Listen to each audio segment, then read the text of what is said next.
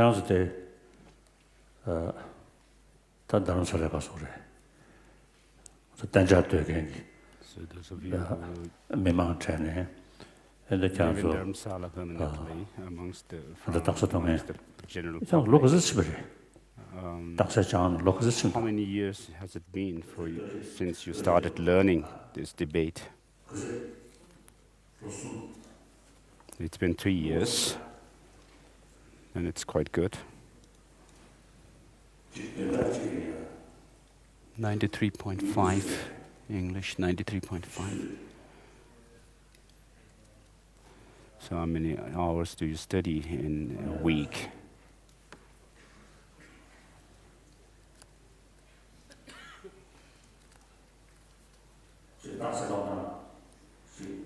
The way you debated,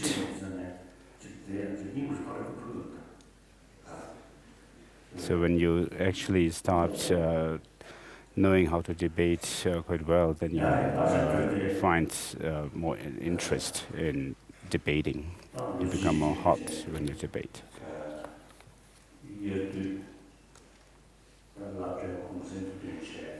So as the schools are on holiday and the colleges and on holidays, therefore we have started this discourse on the Dharma since 6 years. This is the 6th one for the Tibetan students.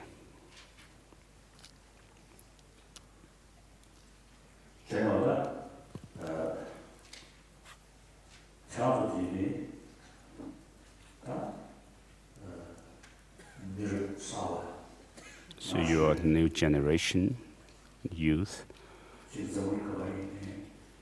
wherever,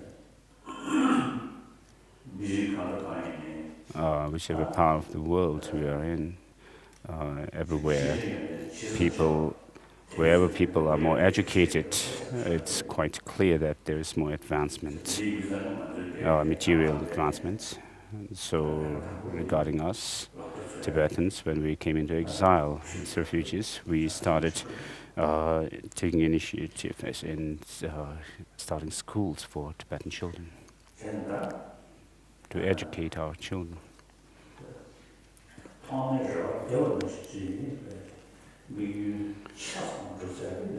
So, of course, it's difficult to fulfill all the goals that we have set in the beginning, but we have been rather quite successful. This is quite clear.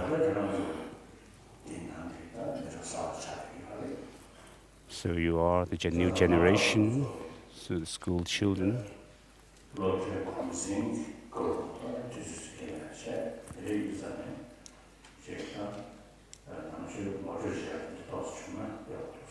So there has been this idea of having this introduction to Buddhism and teaching for the school children, since this is the best time as you are on holiday and we have no much other time.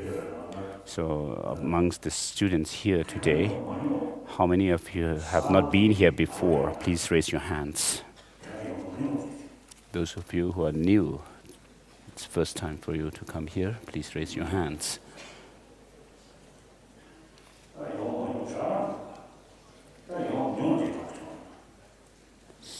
So the most of the students have been here before in this kind of discourse.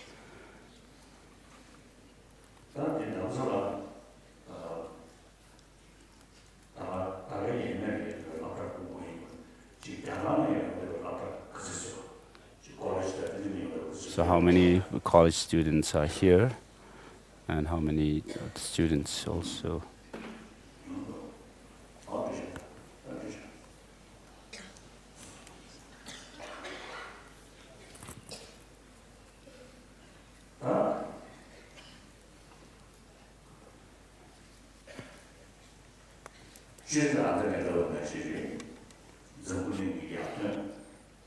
So as I said earlier, the materially advanced countries have been able to make those progress in order for this advancement and progress to happen, of course, individuals have to take the initiative and put effort. The individuals themselves have to have some direction and know how to fulfill their goals. And with these determination and your goal, a set goal that you have in mind, then of course you are able to make progress in your countries. So I've told before also, perhaps if you look at the history of human beings, since about 3,000 years or so, there has been the religious faith and belief amongst people.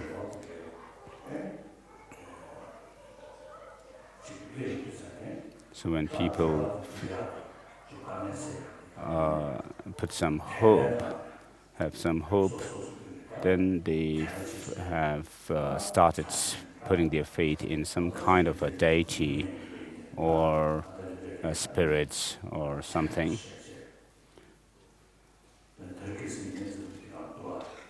And so even today we can see people who are doing some kind of spirit worship and also sacrificing animals and so forth in order when people are sick, in order to cure the patients.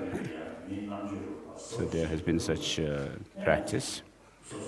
But then as human beings' intelligence grew, then people have started finding reason and look at things through reasoning.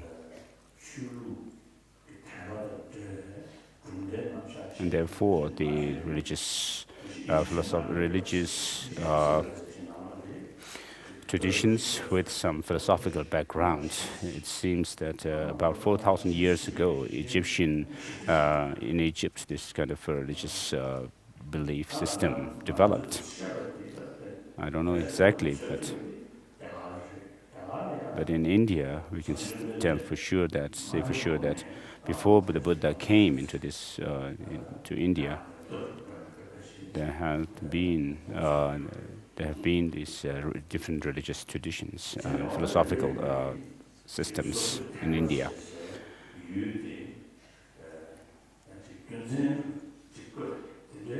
So people have started finding reason to prove what they believed in, the existence of those gods and so forth. So I usually make the difference between religious beliefs which have some philosophical background and those without any philosophical background. So those with the philosophical background, the religious traditions, seems to have started in India. So before Buddhism spread in India, before Buddhism came in India, there has been the Samkhya school, and then from there some sub-schools developed. So it's been since now 2,600 years the Buddha Shakyamuni came to India, and then contemporary to him, maybe there was a difference of about Mahavir.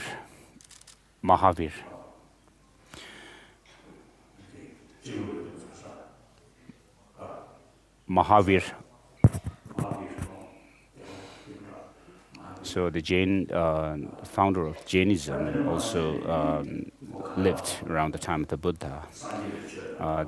There may have been some 20 years or 30 years difference between them, but so Buddhism and Jainism developed in India around 2,600 years ago. And within the Samkhya school, there were the theistic and non-theistic sub-schools.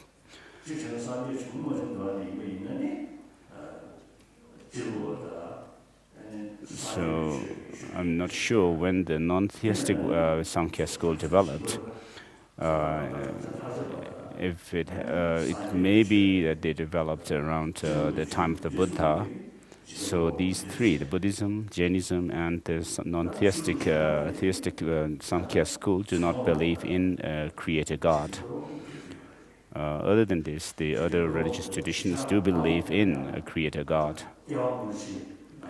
And within them, the second group, there are some who do believe in past and future lives, and also causality.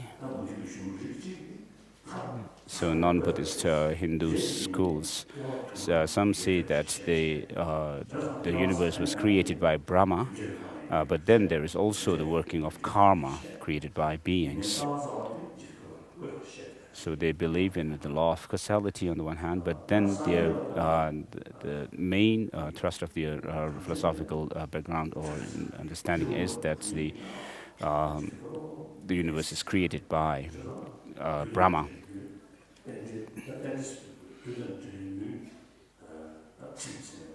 But then the non-theistic Samkhya school say that the things come through causes and conditions, and they don't believe in a creator God. So this shows there's some development, further development by using reasoning, because they find some logical inconsistencies if you were to believe in a creator God. And because of this, they started positing that there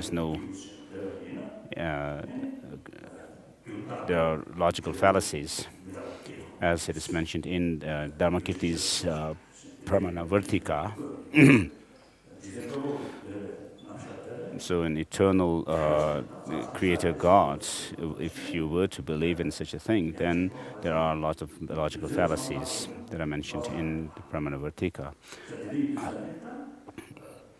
So of course people can put faith in a creator God, but then when you use reasoning and logic, then you find some fallacies in such a belief.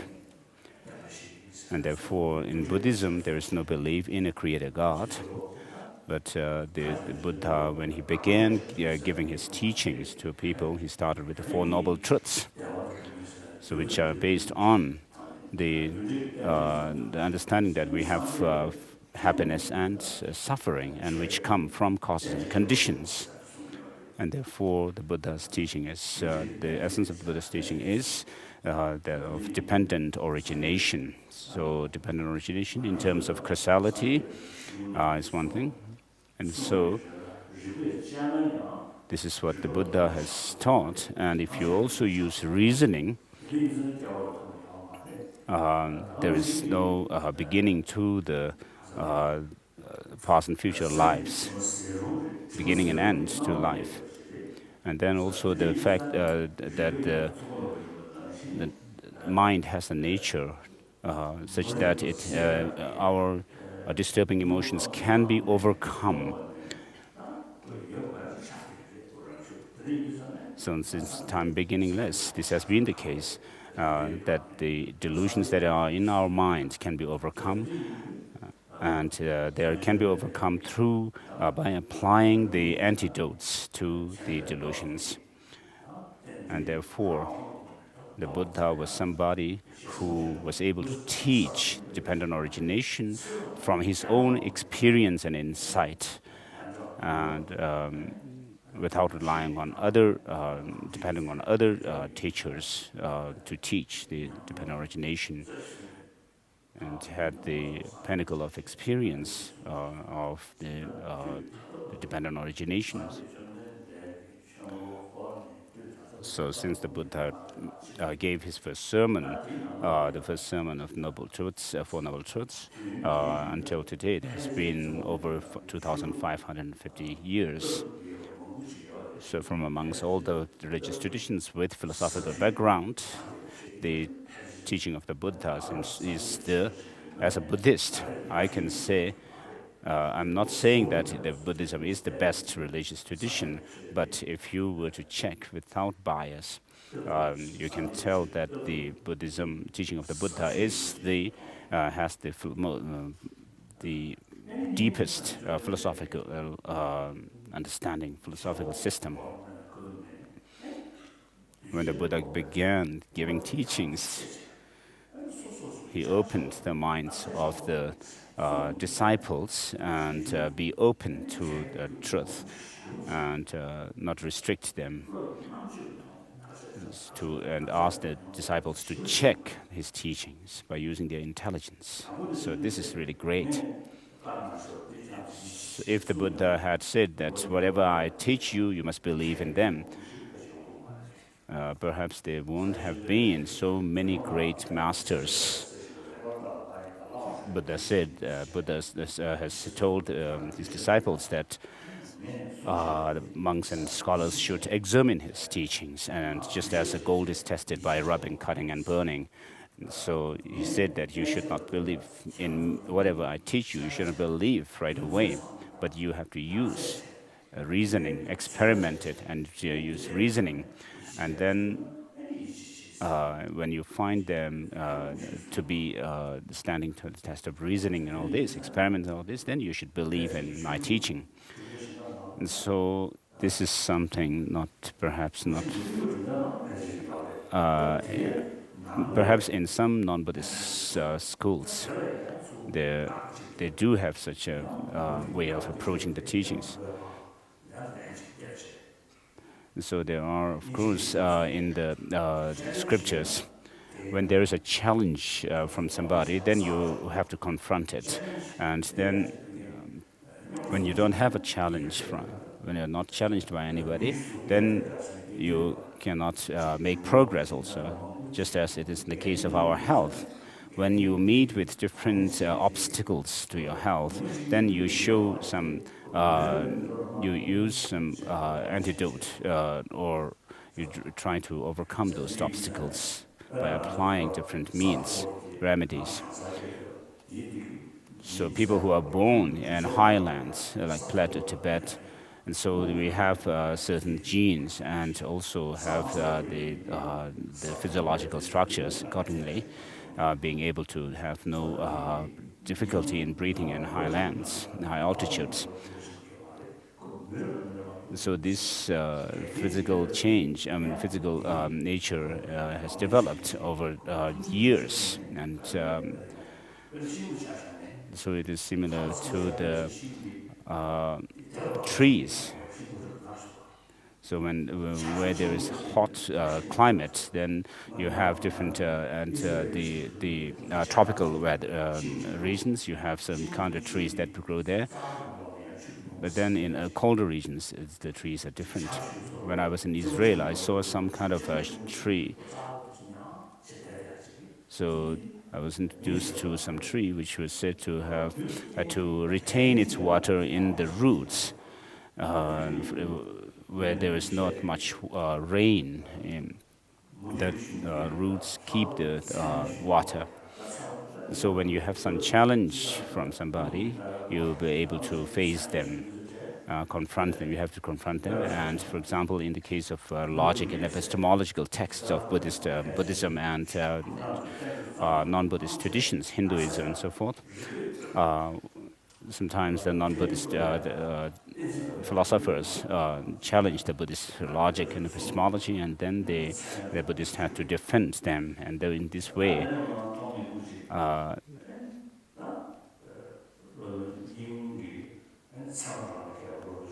so this has been the case since the time of the Basta Nagarjuna, and then later on from Asanga and Vasubandhu developed it, and then finally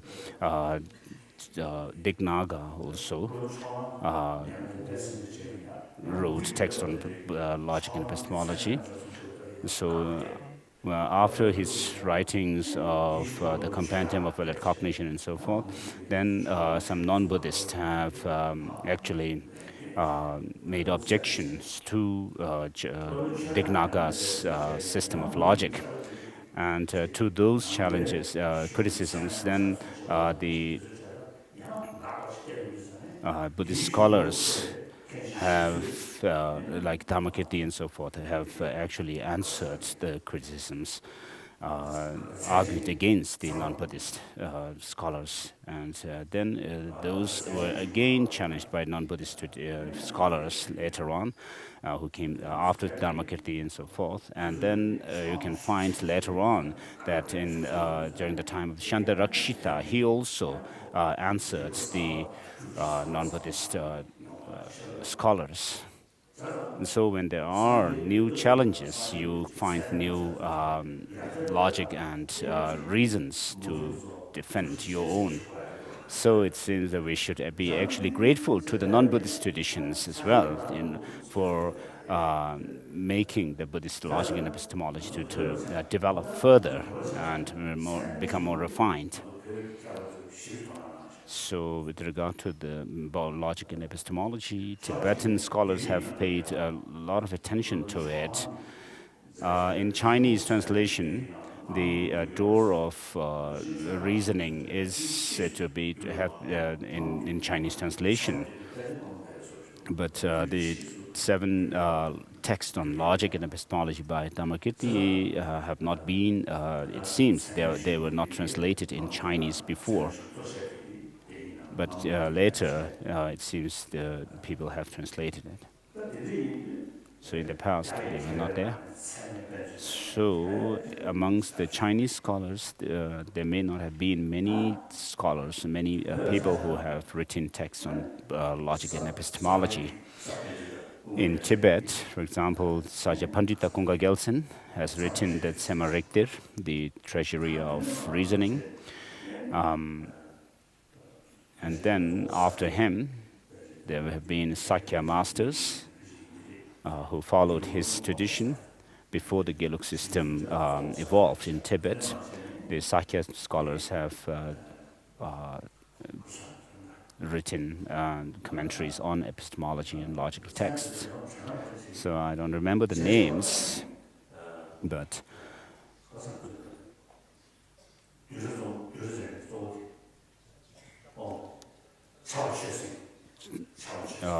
Chabachis Chugisinke was a great master who started what is known as the collected topics tradition.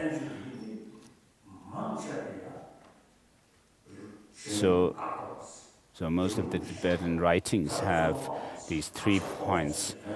They first set up the position of the opponents, and then reject them, and then establish their own system,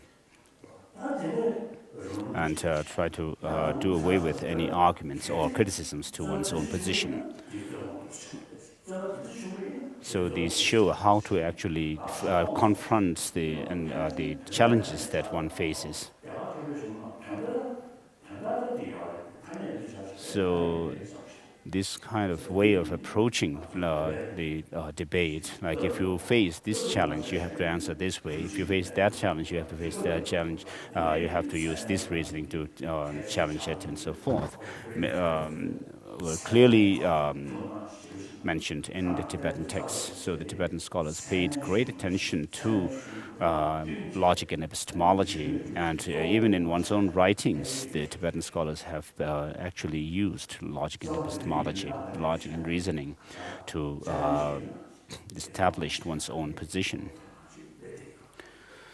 So when there's a challenge, then you actually are piqued to pay attention to your own position, what you say.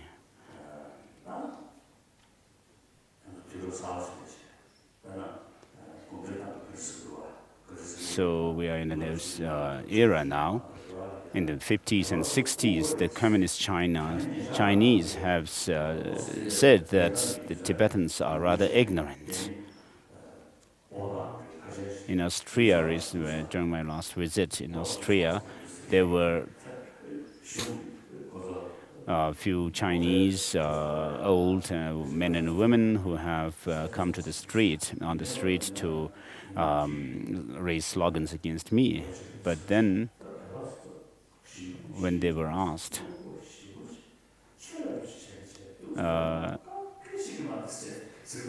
one of them has actually said to Tibetan that Tibetans don't know anything. They know Buddhism, a religion, but then they don't know anything. They follow Buddhism rather through blind faith. In the 50s and 60s, the Chinese authorities also have said this. So Tibetans have only blind faith in Buddhism. So during those days, they say that as science and technology advances, this blind faith will go away, and so Tibetan Buddhism will actually die out. But then it's been now, since the 40s and 50s, about 60 years now.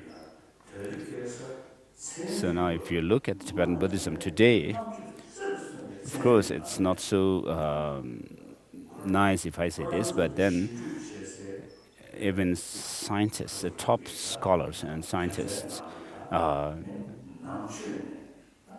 when they do some research, they take points from Buddhism, and also mainly with regard to related with things that are related with the mind and emotions. So I have many Christian friends, of course many other friends. I had a discussion with some of them.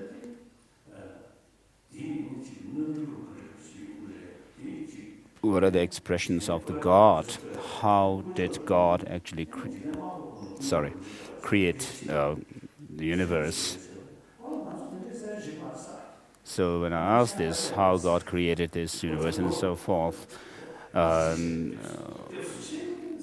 so the person told me that, we are not actually, we don't do such analysis and investigation. So they only keep faith in God, and they don't use reason. I think I said to you, maybe I told you last time, I have a friend, Indian friend, who is a doctor. So he has set up hospitals, clinics for people. And he came to see me with the doctor who performed surgery on my gallstone and took out the gallstone. And this Indian, he told me, he came with this doctor, the surgeon. He said the universe was created by God, but then there are so many bad people in this world. And he asked me, why did God create so many bad people? So I jokingly told me, first of all, God created hell and heaven. So since hell is created by God, there must be people who should go there, I told him.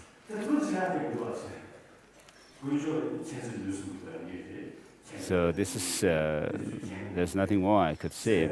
Of course, God is infinite love, wisdom, and power. So of course, God cannot have evil feelings or ill feelings towards certain beings. So when you believe in a creator God, of course, things are very complicated, become very complicated when these kind of questions are raised.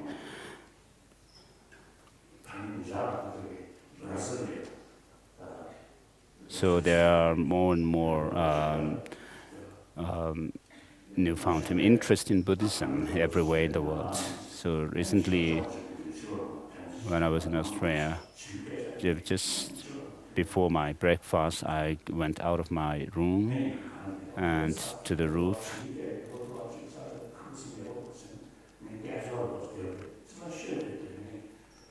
And I just happened to shout that this place is so beautiful, the birds, the singing, and the scenes around and so forth. As I said this, got rather loud. Someone downstairs was one lady came out of her room with a cup of tea in her hand, and she told me that in the West, you have brought this kind of pure Buddhist tradition to the West. So this is really, we are really fortunate for having a pure Buddhist tradition. She didn't look like a hippie type, but someone really educated. So she was a really gorgeous-looking lady and didn't look like a hippie. So usually, when I give lectures in the West, I say that the Westerners have their own religious traditions, traditional religions. So this is what I mean. Actually, I mean it. So I met somebody in France or somewhere some years ago.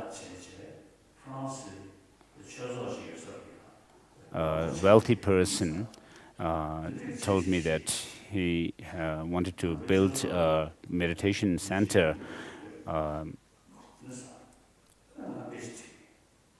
So he was a very wealthy person. I told him sincerely, you have in your own country, you have your own traditional religion. It is better to follow one's own traditional religion, and it's not good to convert yourself to. If you wish to build meditation center, it would be better to do so in a Buddhist country.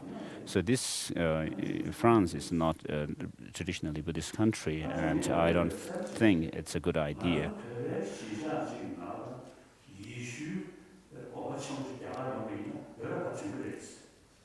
And I said that, like, if someone were to come to the Tibetan settlement and build a Christian monastery, what would Tibetans think? And so it's a similar thing with building a monastery or a meditation center, a huge one in traditionally Christian country. So I didn't find it quite. I found it rather uncomfortable. And so later on, the person has built a meditation center in Thailand or somewhere. So I never try to propagate Buddhism in the West. So I always tell the people that this is not in my intention, and that people should follow their own traditional religion. And then people are taking more interest in Buddhism. And some people don't say that they don't find it convenient to. There are people who say that they don't find it convenient to go to Buddhist centers, but then it's easier, convenient for them to stay in their house and read Buddhist books. Perhaps amongst Tibetans we may have people who read Quran or Bible and so forth when they are in their own home, although they may not do so in the public. In the Chinese communist documents, so in the past, the Chinese they have said that the Buddhism is blind faith. The Tibetans have blind faith, and it's like a backward sort of tradition and so forth. This has been challenged today. I have a friend, a Christian, and when we had a discussion, they said that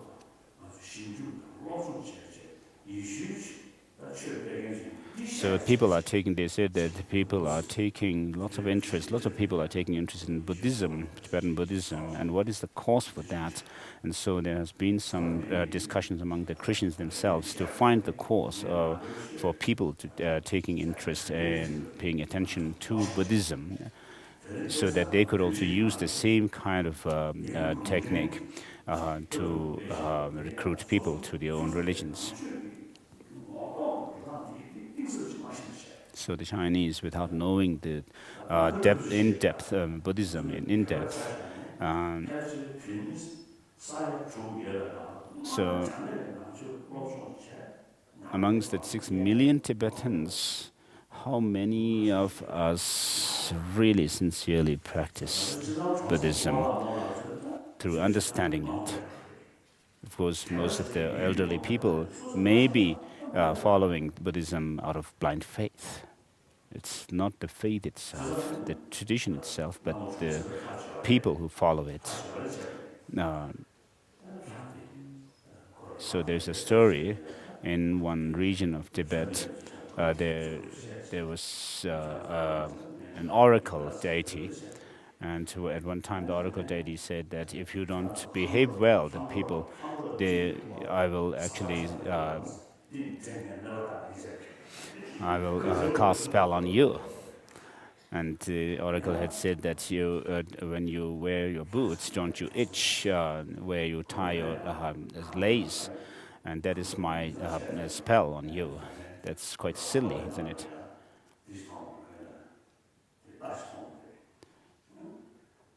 And one oracle saw when the oracle medium went into trance, and he saw a horse down there, and he said, "I have I will help you."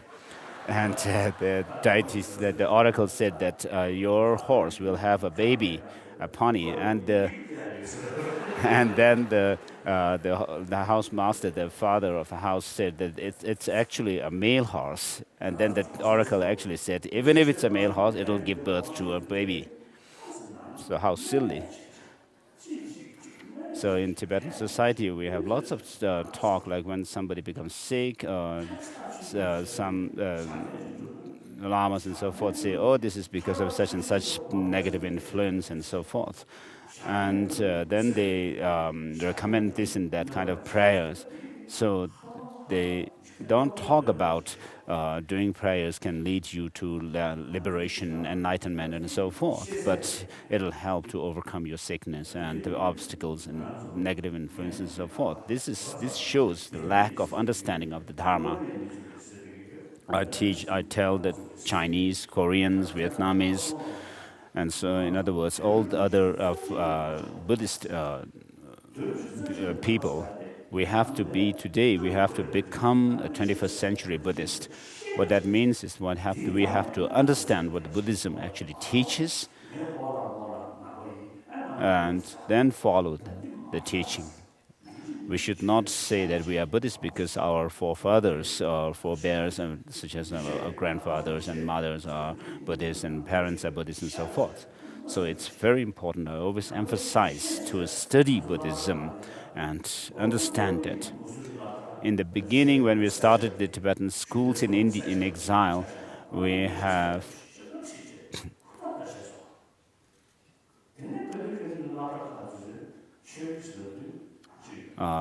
we had teachers who taught the students very with strong dedication in their work. And later on, there has been some setback in the teaching style of the teachers in Tibetan schools. So Tibetan Buddhism is not about, when you talk about teaching Buddhism, it's not about how to pray only, but it has to do with changing, transforming people's mind. So merely doing prayers, if prayers can make transformations, then Buddhism would be same as other religious traditions, which only.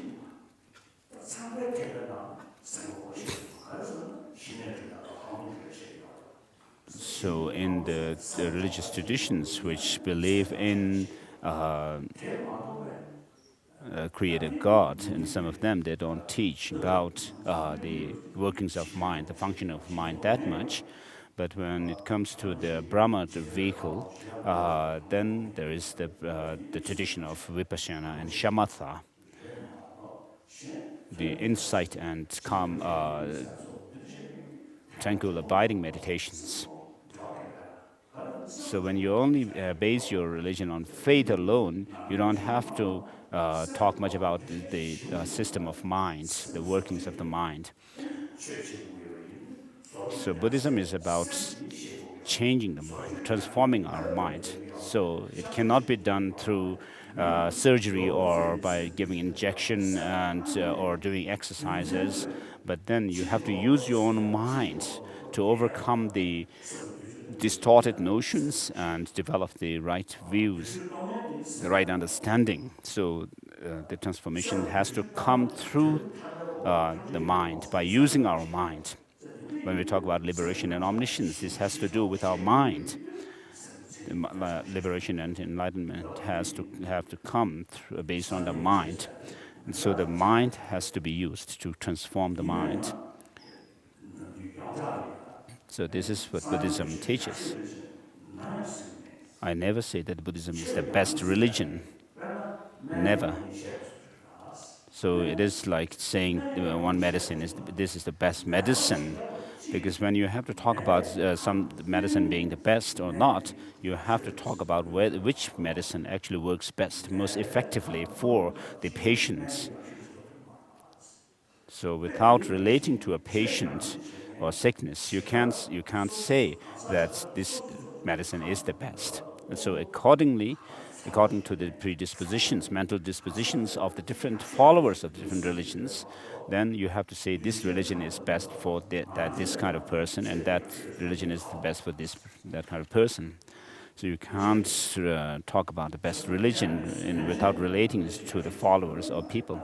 So I'm not actually saying that Buddhism is. I'm not. It's not the case that I'm not saying that Buddhism is best religion.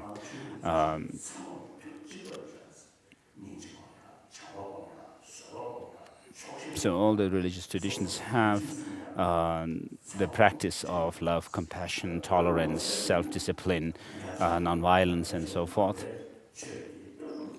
But with regard to the philosophical system, perhaps Buddhism has the widest philosophical system of philosophical thought. So I never say Buddhism is the best religion. For some people, Christianity would be the best, what's most relevant. I had an American Christian friend. He took interest in Buddhism and in meditation. So he learned medicine. I told him these are very common practices. But then he asked me one day about emptiness. And I jokingly told him, this is not your business. Emptiness, teaching on emptiness is not your business. This is about the business of our business, the Buddhists. So regarding him, he has total faith in his creator God, and then practiced love, compassion, and so forth. So he does these practices. He did those practices based on his single-pointed faith in a creator God. But then, if he were to learn about emptiness, then what emptiness actually talks about is that everything is interrelated, interdependent, and this might actually harm his belief in single-pointed belief in a creator God. So it's difficult to say one religion is best. But for Tibetans, for example, there are very few Tibetans who follow Christianity, and their Burn tradition has been there in Tibet before Buddhism came to Tibet. And then after Buddhism spread in Tibet, many Burnpo scholars have studied Buddhism and then made perhaps changes in Burnism. So today, if you look at Burn tradition, you find lots of ideas and concepts that are taught in Buddhism, as it is taught, said by Tuken Chogyam in his crystal mirror on philosophical systems.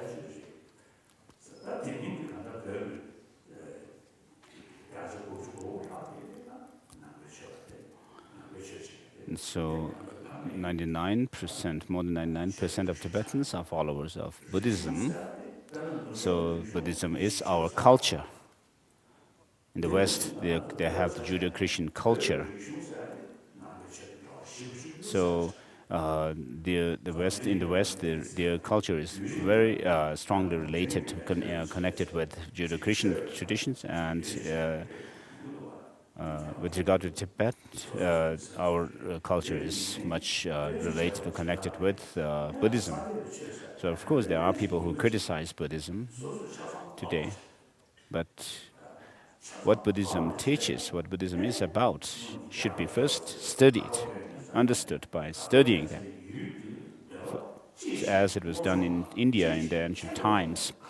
The Buddhist and non-Buddhist traditions, when they challenged each other, they first learned the other's tradition.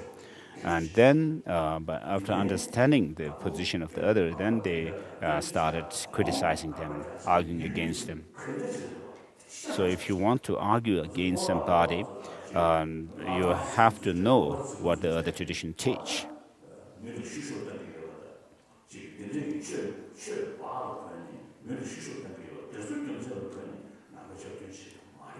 So you cannot criticize Buddhism just because some people, the old people, find that they have been they have suffered under the religious heads. So usually when I usually talk about secular ethics. So when I use the term secularism, I also clarify the point, make some clarification here. For Christians and some other Muslims, some say that secularism has a negative connotation, which means anti-religion. But this, when I use, I tell them that when I use the term secularism, I don't mean anti-religion, but we respect all religions. So when we explain things, we don't touch religion as such, but then touch on the points about the human principles, the moral principles that don't need to be touched, for which we don't need to touch religion as such. So during the Bolshevik Revolution, perhaps they were anti-religion. But if you think carefully, closely, you will find that the Bolshevik religion was actually against the religious institutions, which were supporting the kings. So they have strong connection with the rulers, and the rulers were supported by the religious leaders. And then the rulers, the kings and queens, actually used them to hold authority over people. And so, if you look carefully, it's the Bolshevik Revolution is not was against the religious institutions, where there was so much abuse of religion. So if you were to overthrow such authorities and kings and so forth, then the religious institutions which supported them also should be criticized and overthrown.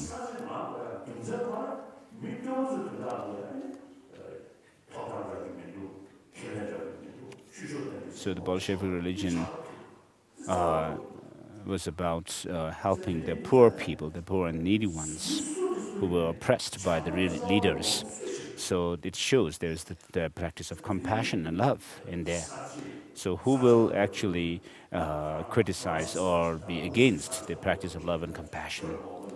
So in the French Revolution and Bolshevik Revolution, they happened. They were not against religion, anti-religion as such, but they were against the religious institutions which supported the kings in those times to hold power. So this is just something that I was saying on the side. So in the last 300 years or so, science and technology developed. And because of the development and progress in science and technology, many of the problems that humanity have faced were overcome. So many of the things that cannot be achieved right away through prayers and religion, religious faith, then, and because science and technology have been able to give the results right away, people have rather turned their attention towards science and technology more and more. So recently I met a professor in the West. He was from a Christian background. He said, today people naturally have this question of what is the nature of God and what is God. They have question. So many people in the West today don't find it comfortable. They can't actually believe in a creator God. So he was himself, of course, a religious person.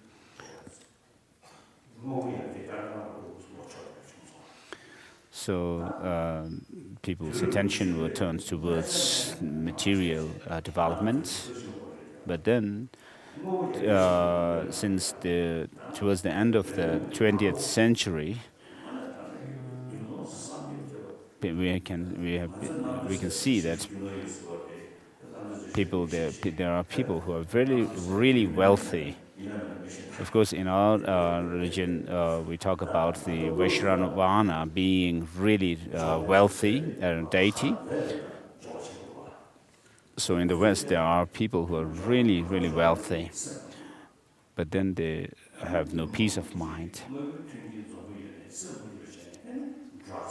And then, although they have all the material amenities, but then because of their lack of peace of mind, they take drugs like sleeping pills. And in the worst case scenario, people commit suicide. Just this morning, I heard on the BBC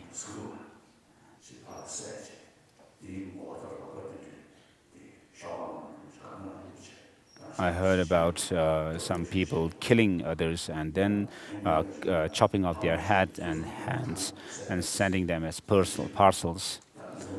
So there are lots of cases of murder which show the lack of practice of love and compassion.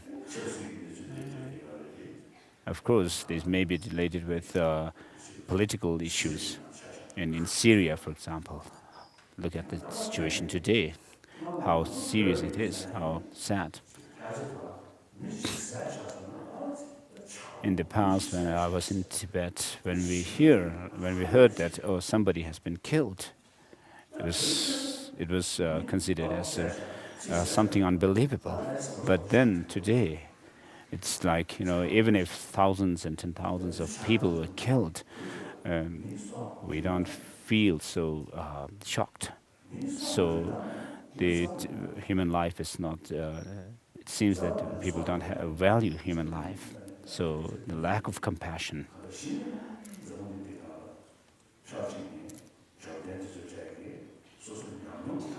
So the rich people these days, from their own experience, see that peace of mind cannot be achieved through money. So this is one problem they are aware of. And then from amongst the scientists, and especially people who are working on studying brain science, neurology, and health science, they also find it quite intriguing with regard to the problems in society. So they say that you have to find peace of mind and happiness by using the mind. So if you have a peace of mind, if you are happy, then physically also you are healthier, the scientists say. So if you have lots of fear and so forth, negative emotions a lot, then that also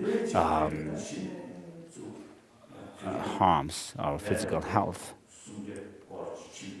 So the people today are turning towards paying more attention to the inner values and not satisfied with the material development alone, which has been the trend for the last 300 years since science and technology developed.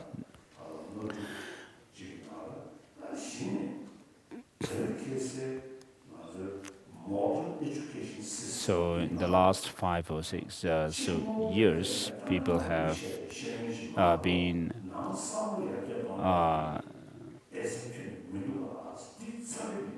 so talking about the lack of the paying attention to the inner values in our education systems. So it's happening now in America, Canada, in Europe, and also in India. People are paying attention to this. So there have been some meetings in Delhi to pay more attention as to how to develop the inner values through secular ethics. So I told Indians that India is the country where India should take the lead in teaching about secular ethics. So if we could establish some system in India for studying about secular ethics, using secular ethics in educational systems, then it could make some difference.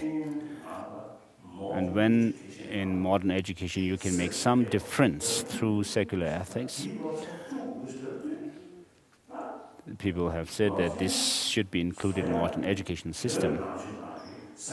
And so when they think about making a curriculum for this, then they are talking about, as far as I know, there are no Indians who say that they can actually take these lessons from the Indian religions, but they talk about taking lessons from the Tibetan Buddhism. So this is something that so today, these days, I say that Buddhism. So when we use the term Buddhism or the philosophical, you usually get the idea of some kind of a belief system, like blind faith. But then I usually use the term Tibetan Buddhist philosophical system, and also about mind and emotions. And there is no other traditions and thought systems which have so much broad and deep presentations of these topics.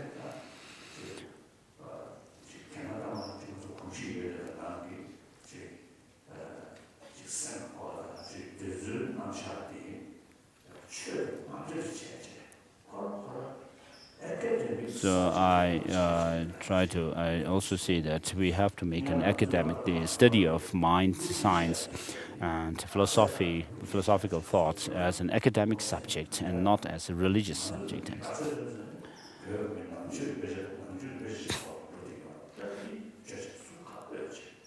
So we can use the thoughts that are found in our scriptures, literature, for other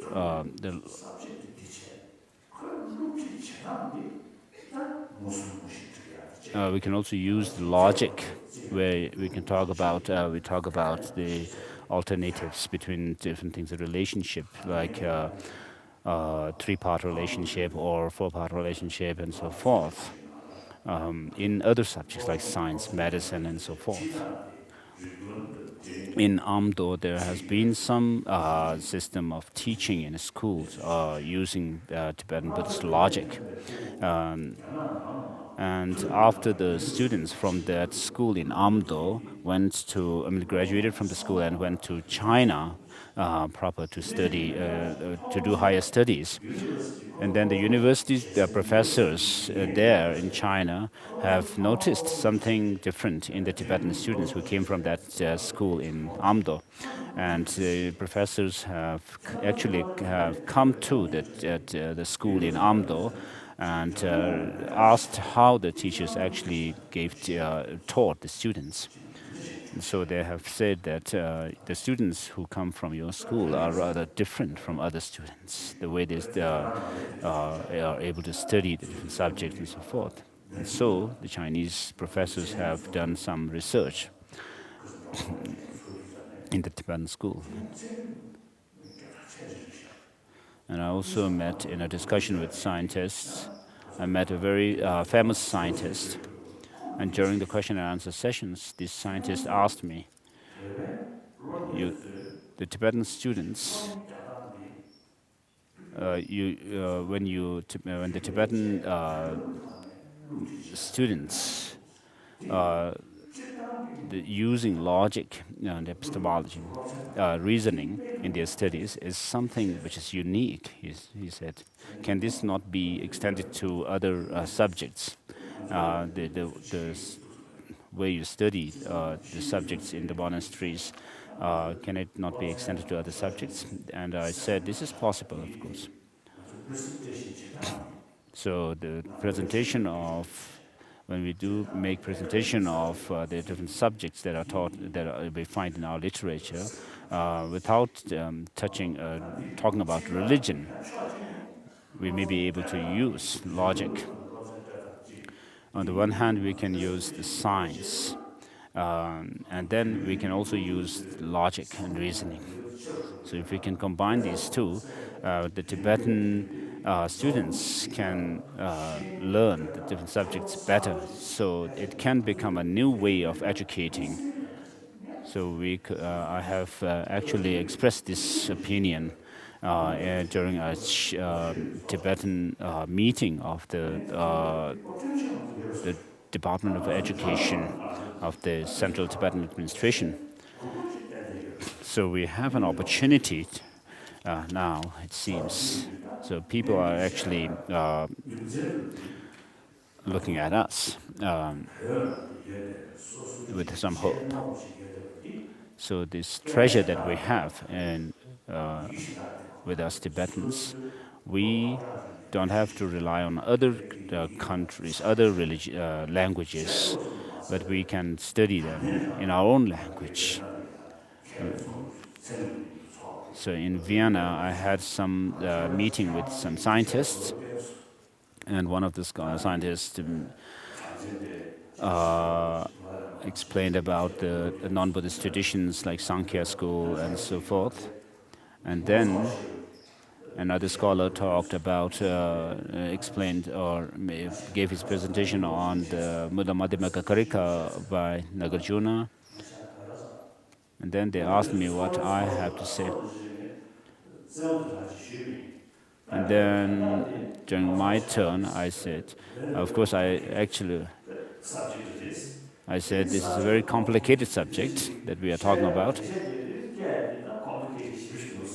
And the language, with regard to the language, we have lots of complications.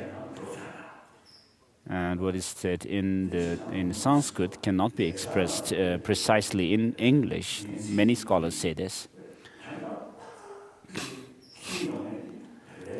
So scholars say that the Tibetan language has that ability to actually express this, what is said in Sanskrit. Exactly.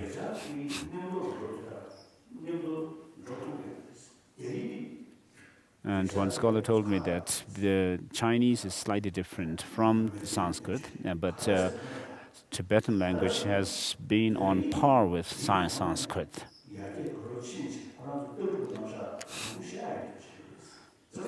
The scholar told me that in the case of China, China has actually made a lot of progress before Buddhism spread to China. And therefore, because of the developments that have happened in China itself, and Tibet has rather been backwards compared to China. And therefore, when Buddhism was translated, when Tibetans started translating Buddhism, we had to actually make a lot of, acquire a lot of vocabulary, Buddhist vocabulary, and then perhaps therefore we are able to express what is said in Sanskrit exactly.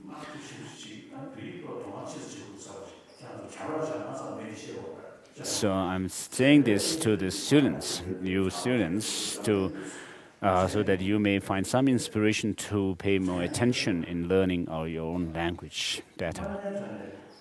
So this is what I hope you could do. Otherwise, you might find, oh, Tibetan religion, Buddhism, and all these philosophy are very complicated and so forth. So if you find some that Tibetan is something an amazing language, then you will also be proud of your own language. Of course, we make a distinction between the spoken and written languages. Of course, in Africa, there are many different dialects and tribes speaking different languages. In America also, in San Diego, recently I met tribes, the Indians, and so forth. And there are many different dialects among the San Diego, the people living within San Diego.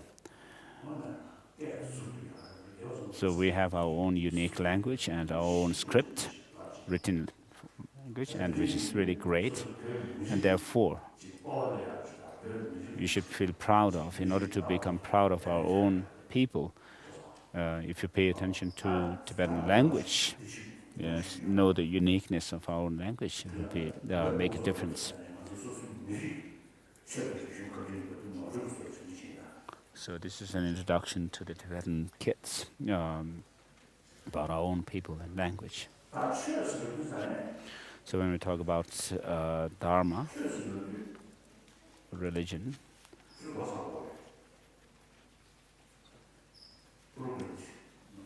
when do we have to finish it? This program.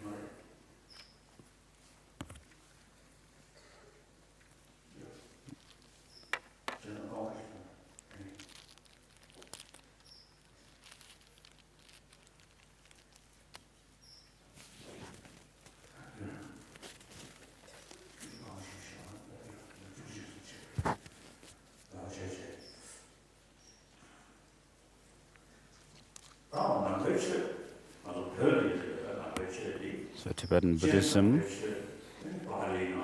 of course Buddhism, there is Buddhism in the Pali tradition.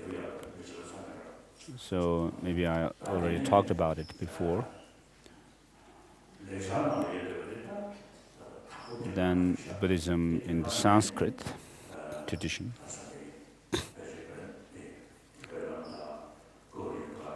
Which has spread from China, Tibet, to India to China, and from there from China to Korea, Japan, and Vietnam. So in Vietnam, they also say that there are certain traditions which spread directly from India.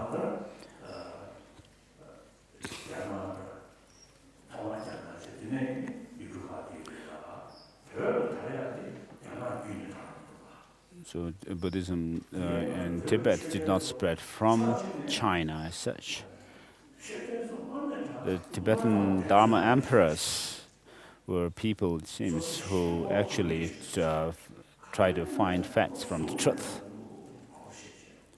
So they were rather unbiased and always very critical in what they want.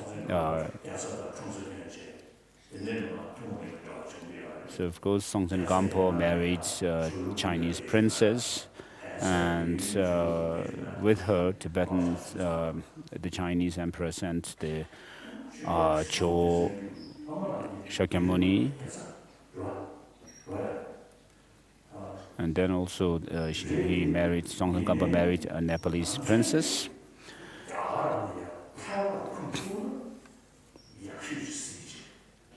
So Songtsen Gampo found it best to actually take Buddhism from India itself. So of course the Tibetan kings and the Chinese kings had already established some kinship and relationship.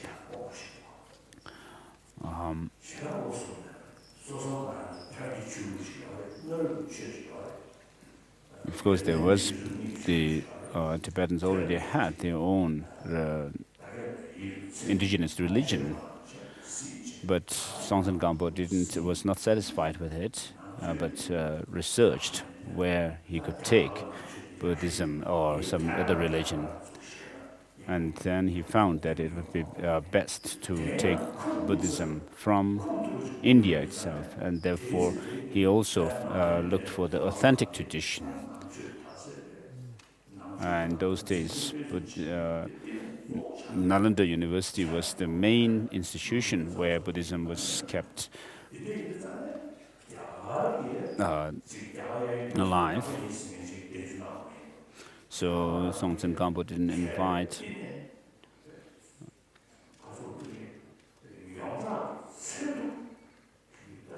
just any kind of Indian who claimed to be Buddhist, but the Tibetan emperor, the Chizong Detsen, in fact invited one of the top Nalanda scholars, Chandarakshita, who was the founder of the sub-school of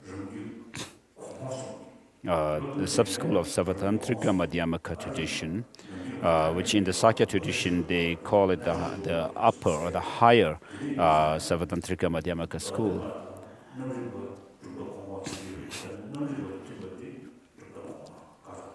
So the term, using the term higher or here has to do with the distinction that we make between the Chittamatra tradition and the Svatantrika Buddhist philosophical thought, where Chittamatra is considered higher philosophical school. And so Chandarakshita followed the Madhyamaka's thought, and also he combined it with the Chittamatra tradition. So then he found the Chittamatra Yogacara Savatantrika Madhyamaka school by himself. So he was such a such a great scholar. So of course, in those days, I wonder how Chizong Detsen actually found out about the Chandarakshita and inviting him, because there were no telephones and television and other transportation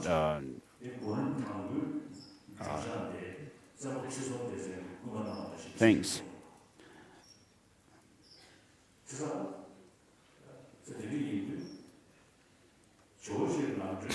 And another Tibetan Indian master, Kamalai Shila, was also invited by Chizong Detsen. He says in the first book of the stages of meditation that he wrote it at the behest of the Tibetan emperor, Chizong Detsen. So to go into the Tibetan history,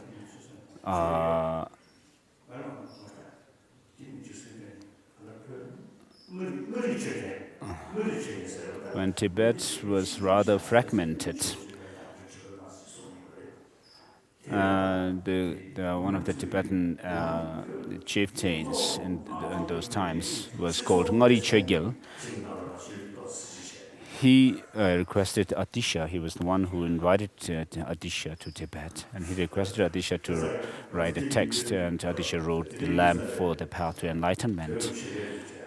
And then later on, at the request of Chizong Detsen, Kamalai Shila also wrote his stages of meditation. So Tibetan kings were not contented with any kind of tradition of Buddhism, but actually they wanted the authentic tradition of Buddhism, and therefore they took Buddhism from India. And Chandarakshita came to Tibet when he was quite old, and then he passed away in Tibet itself. And one historian told me that Chandarakshita, although he had reached such a high old age, he actually also started learning Tibetan after coming to Tibet.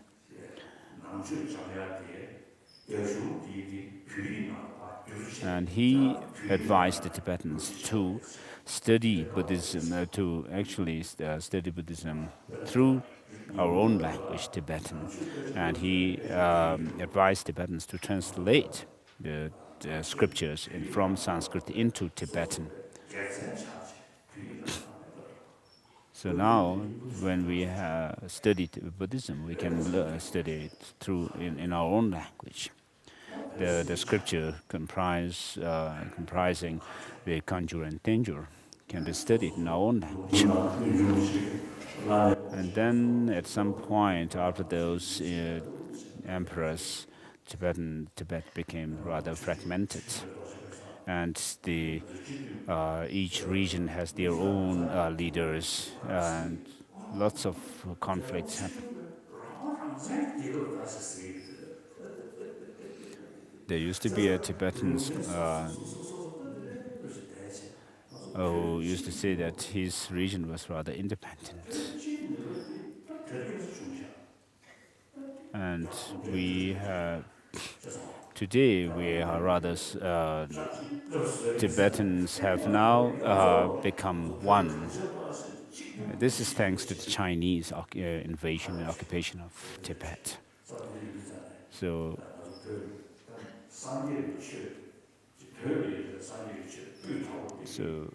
Buddhism, Tibetan Buddhism, when you see the value of Tibetan Buddhism, then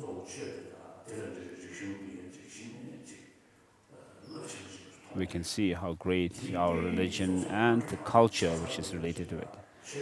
And then also the language that the Tibetan emperors have actually devised. So we don't have to, of course, look down upon other races, other people.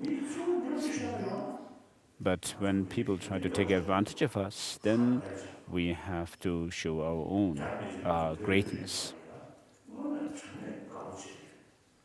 Amongst the Chinese, there are many of them who actually are very sincere to Tibetans, very dedicated to the Tibetan cause and so forth. But then when you find people, Chinese, for example, who say that Tibetans don't know anything, they are totally ignorant and all this, then we have to be able to answer them by knowing about the greatness of our own culture and language and religion, of course. So keep this in mind, okay?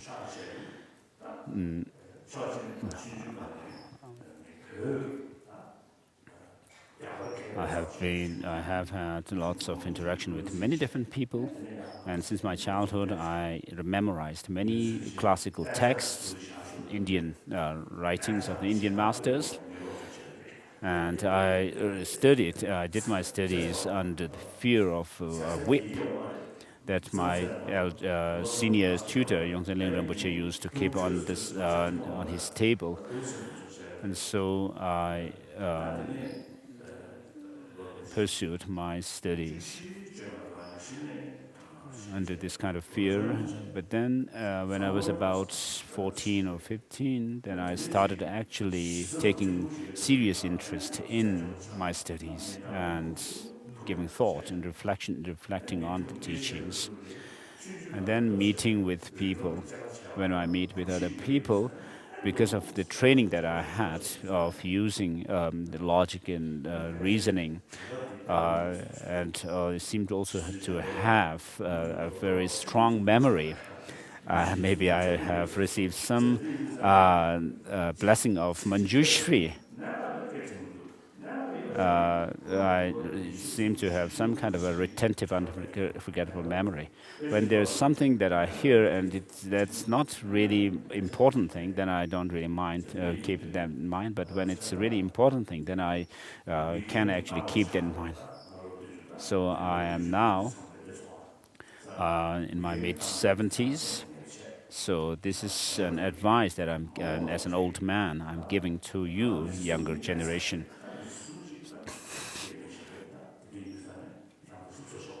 2/3 of my life has gone, but 1/3 of it still left. So I'm giving you this advice. So be courageous.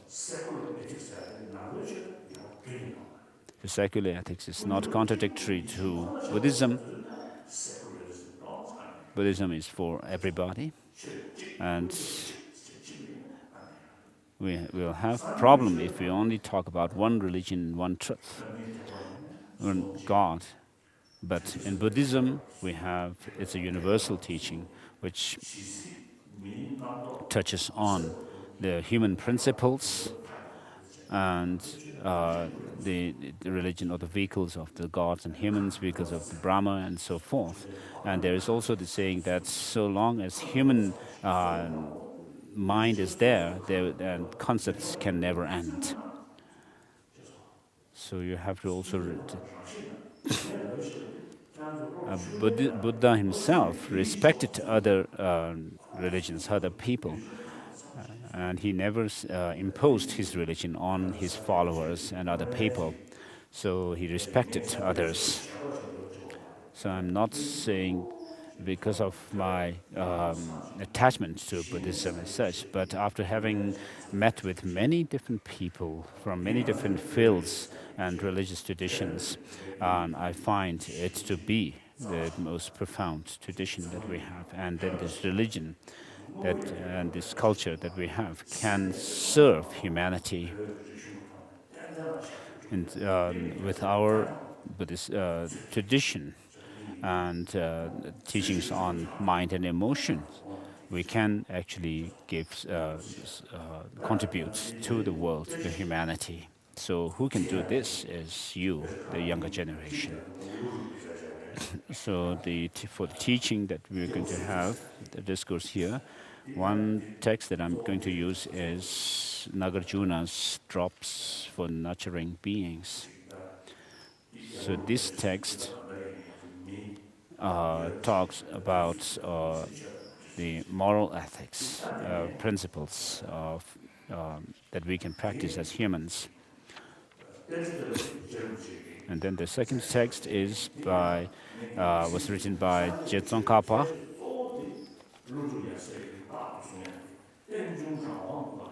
So as usually I say that the uniqueness of Buddhism can be expressed through the teaching of dependent origination that was given by the Buddha. So today we'll go through Nagarjuna's text. There is no oral explanatory tradition or transmission. When I read this text, I actually suspected if it was really written by the Buddha. So towards the end, he was actually complaining a lot. Because the time when Nagarjuna lived was a time when Buddhism was actually spreading, and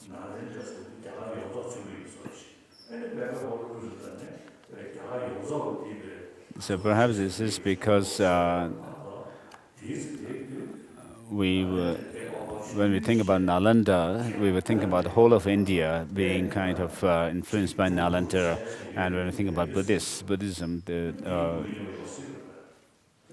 we get some idea about the whole of Nalanda, the Nalanda actually pervading the whole of India. That's not the case, of course.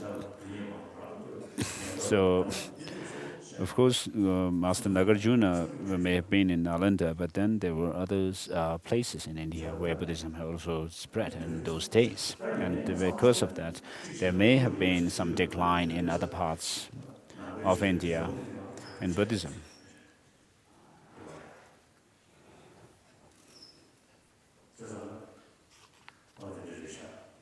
And that's why Nagarjuna was complaining.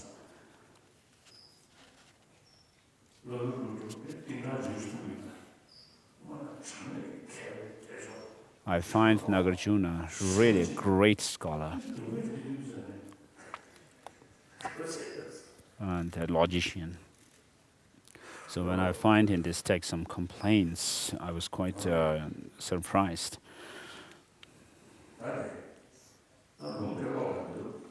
I will not read through the text. There is no oral reading transmission of the text, so I'll not read through each and every line. In the beginning of the text, in our Kanjur Tenjur, maybe there are about 10 different scriptures or volumes which were translated from China. One of the texts in the Tenjur is a commentary on the sutra Unraveling the Thought. And I read this commentary by Wensek, who was a Korean scholar. So, except for those 10 volumes, all the other, the rest of the Kanjur and Tenjur's texts were translated from Indian language. And therefore, in the beginning of all the scriptures, we have this mention of in the language of India, and then the translation of that title, with regard to the title in the language of India, and the title is given in Sanskrit, and then in the language of Tibet.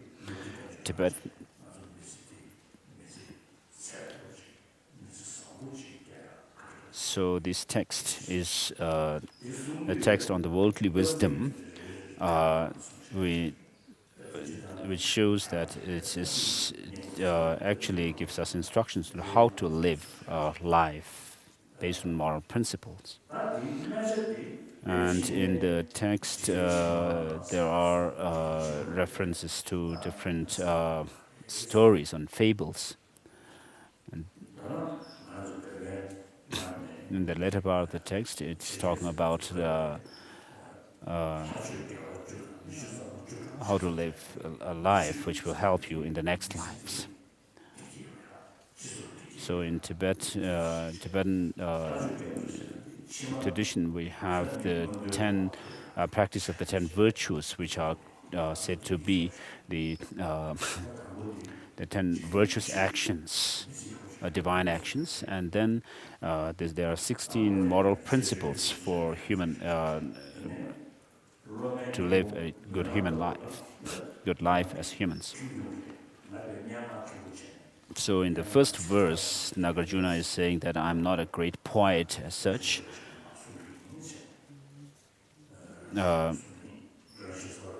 So first, the first verse is a salutation to Manjushri, and then the second verse is about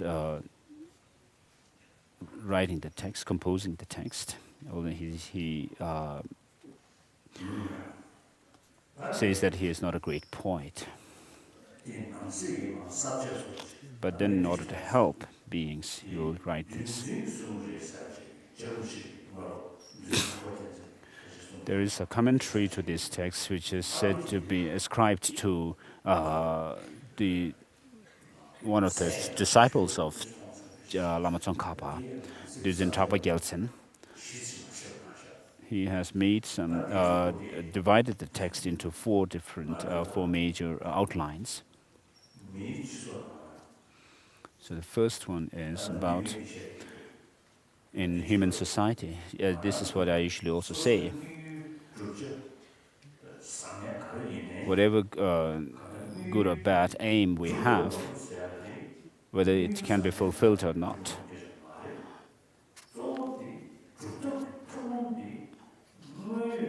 whatever the aim, whether bad or good, if we were to achieve it, we have to have, in order to materialize that goal, we have to have the approach or the means by which we want to should be realistic. If we use unrealistic means, then we cannot achieve the goal or the objective. So we have to have a realistic approach to fulfill our goals. So we all don't want suffering, but want happiness.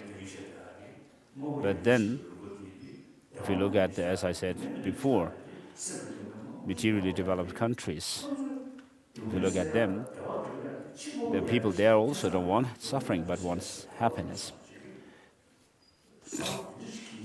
But then what they tried was that they thought that they followed an unrealistic approach to finding happiness. They focused more on the material development rather than inner values. So, of course, we have the five objects of the senses. That doesn't give real, stable happiness. But we have lots of thoughts and concepts, hopes and fears. So, with regard to the pleasure of the senses, even the animals can enjoy them. So, because of this human intelligence, we can create lots of ups and downs in our life. And so, the animals cannot do that much.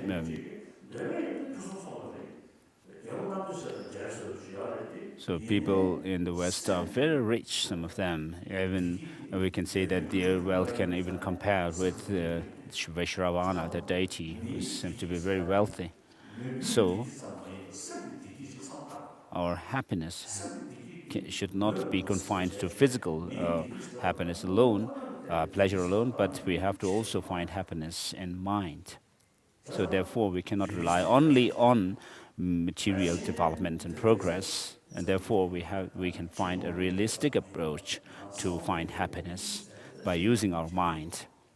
And therefore, today people are talking about paying attention to the inner values to find happiness. So if we are to find some realistic approach, if everyone loves oneself,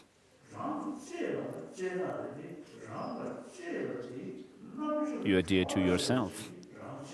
If you can if you can actually cherish yourself by being realistic and logical, but not using all kinds of bad means, such as murdering others and stealing others people's possessions and so forth. So we have to use reasoning, the power of reasoning, in order to find a realistic approach. So what Nagarjuna is saying, that the one outline is about finding what we want through by experiment and reasoning. So when I was a child, in my childhood, one of the doctor physicians used to tell me the story of the prince in the cuckoo's body. So who used to say that whatever you do has to be done through research and experiment, and without doing any experiment, you should not do things.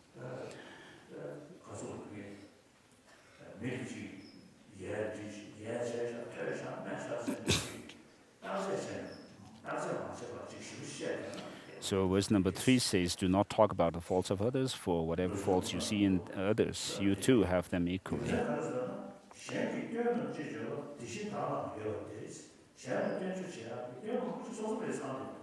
So many of the faults that you find in others, that you point in others, are within yourself. So if you don't have any faults, then if you point out the faults of others, and if you think that it will help them, then you should actually criticize their faults and try to correct the people. But if it doesn't help, you should not. So then it uses the parable of the fox and the woman. And then this, do not praise yourself. Whoever praises himself is weak-minded and poor in intellect, like the Kalandaka. So you should not praise yourself, saying that you are somebody great or something like that, because you are actually harming yourself by doing that, showing your silliness. In other words, in connection with the bodhisattva vows, you should avoid praising yourself because of your attachment to some gain of wealth or offerings and so forth. So this is teaching us not to do that. Do not rely on bad companions, for whoever befriends bad companions will bring ruin on himself, just like the Laos did by befriending the Magutas. You should have reliable friends,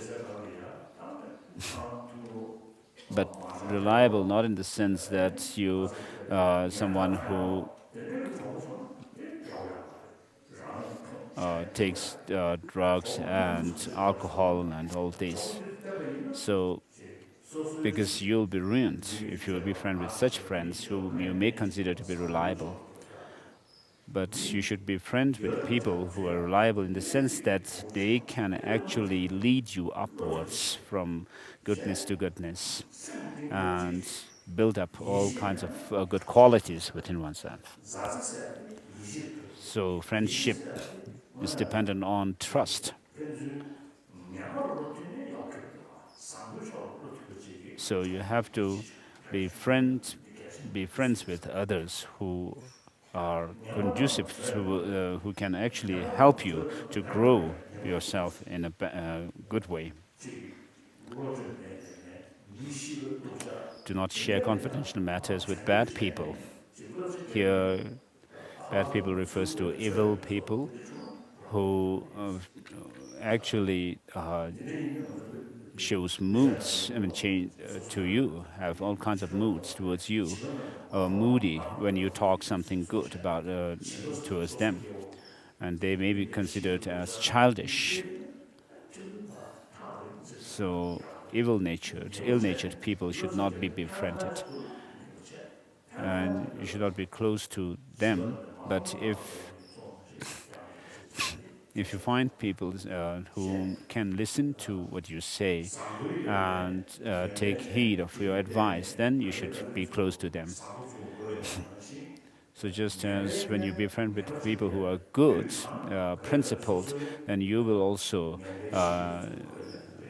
actually become good like them. And therefore, and on the contrary, if you befriend with bad people, then you will also become bad. Therefore, it shows that you have to be careful. Be cautious in your behavior, give up recklessness at all times. You should never act like a mad elephant. So whatever you do, you should think about the benefits it has for you and what is the advantage and the disadvantages of doing that. If you have a long-term, if you have some short-term benefit, but then in the long term, if it really uh, uh, harms you, for example, in terms of becoming a thief and so forth, so you should be cautious all the time in your behavior. You should think that I'm a human being, I'm a Tibetan. If I do something bad, people will say, oh, Tibetans are bad. They will not say, this person is bad and such. And then, secondly, I am a follower of Buddhism. And then you should show conscientiousness. So, just as Shantideva says that when you have an injury, you'll be really careful about not getting hurt. So, likewise, you should be conscientious here, wishing to express yourself in words. Here, when you talk with people, you should also always check whether you are saying something which are not the wordings are not correctly done and all that. One Tibetan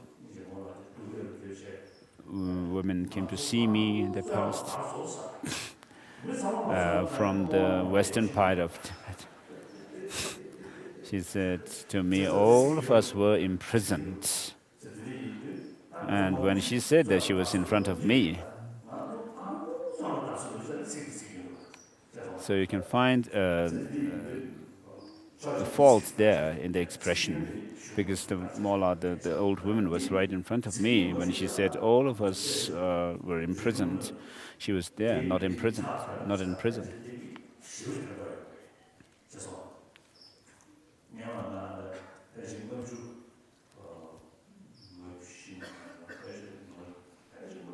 So you always have to check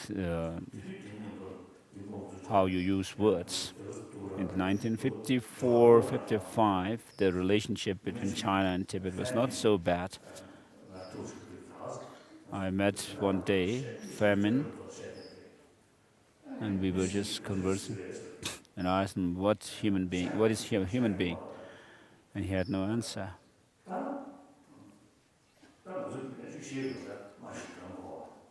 And in Tibetan, we say a human being is someone who can speak a language and who can actually understand others. But that, of course, definition doesn't actually cover only human beings. There are other beings who can do that. And then we talked about past and future lives. He said there's no. He told me there's no past and future lives. I asked him, "How do you know this?" And he said, because we can't see it, past and future lives. And then I challenged him by saying, if there is something, is it necessary that we have to see that? And he said, no. So we can find the logical fallacy in what people say when they use language. So it's really helpful to learn logic and reasoning. I have a friend who lives in Bhutan. He teaches other people, and he also teaches logic and reasoning. And one of his students, actually took more interest in logical reasoning. And then this Bhutanese student became was a lawyer actually in Bhutan. So that lawyer said that the logical reasoning that he learned from the teacher when he taught Buddhism was really helpful in his fighting this suits, the cases, the legal cases. I mean, he found the logic that he learned helpful in his legal cases. So even if there may not be mistake in the wording of what you say, but then you should also check whether there is some fault in the meaning that you express. So when you're amongst people, a crowd, you should also always check your language, and when you're alone, check your mind. There is this saying, as said by Atisha.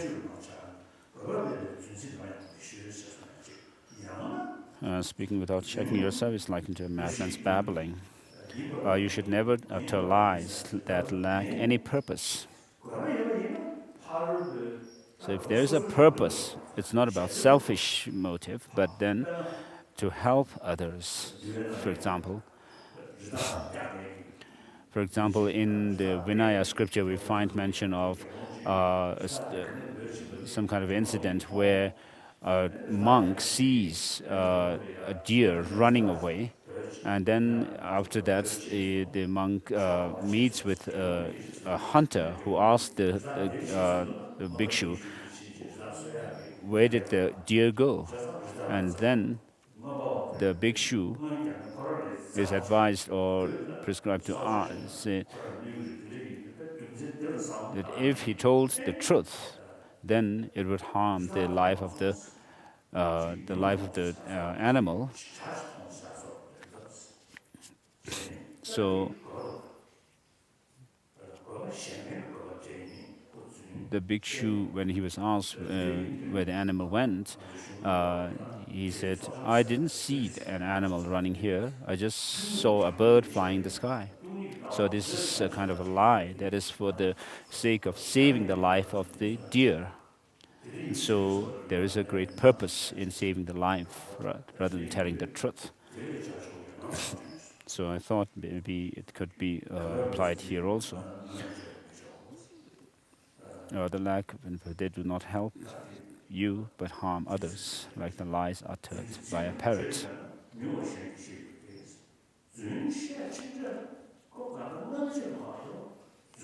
Once you tell a lie, then of course it's a matter of time whether that will be revealed to others or not. One day you'll be found out. people will find out.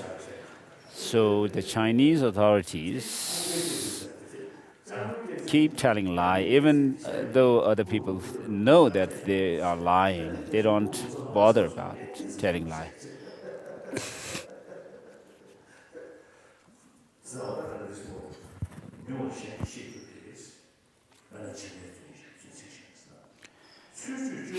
You should not utter.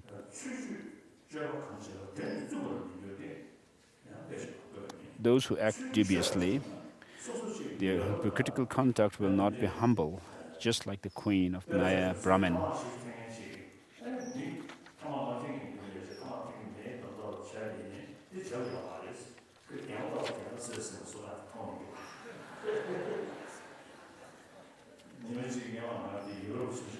So when I was once in Europe, there was a Berlin. Just a day or two after the Berlin Wall was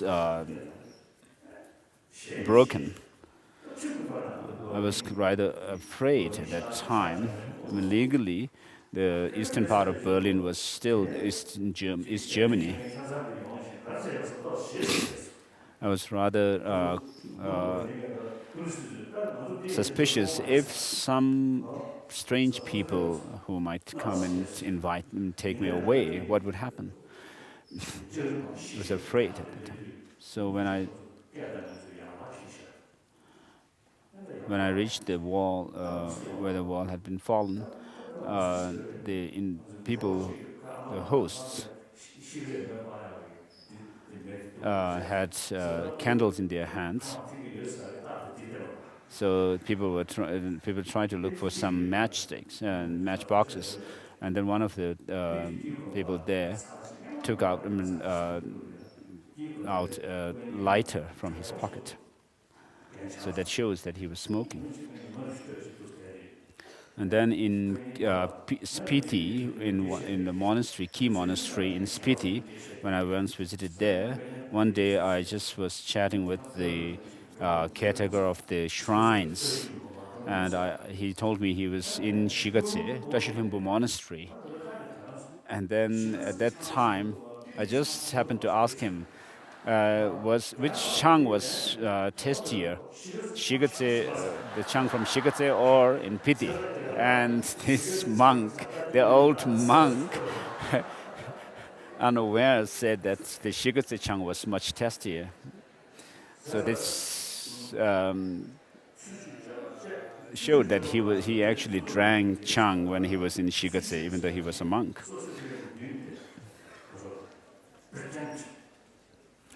So do not act pretentious.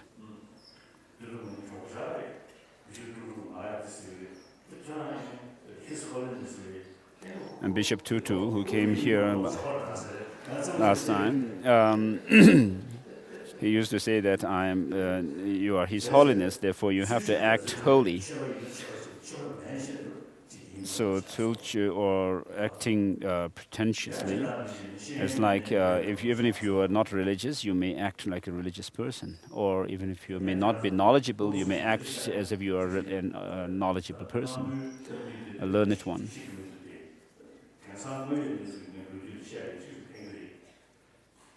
Perhaps this story may help you. The first time I went to Europe was in 1973. That was the first time I was abroad, outside of India. And one day when I was in the reception ceremony, I met an English man. He came to me and said, I admire.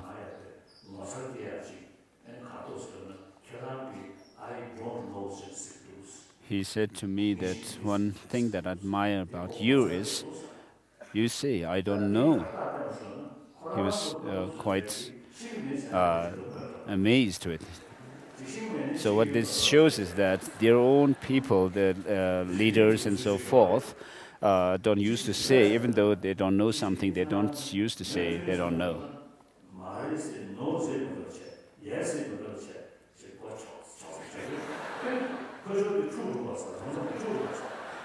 This kind of thing is done in Japan also. When they're asked something whether it's right or not, they don't respond rather very clearly, but the people just nod their heads, and the other party is confused.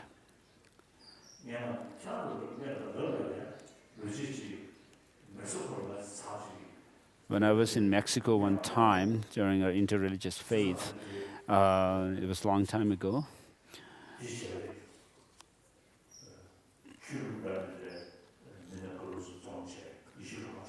That was the ceremony was or the function was held in a Christian church, and there was a Japanese priest also amongst the religious representatives, and he was holding a huge mala, this in his hands, and then the thread broke and all the beads just scattered on the floor. And he still remained very, solemnly, as if the mala didn't break, and so there are such people who are really pretentious.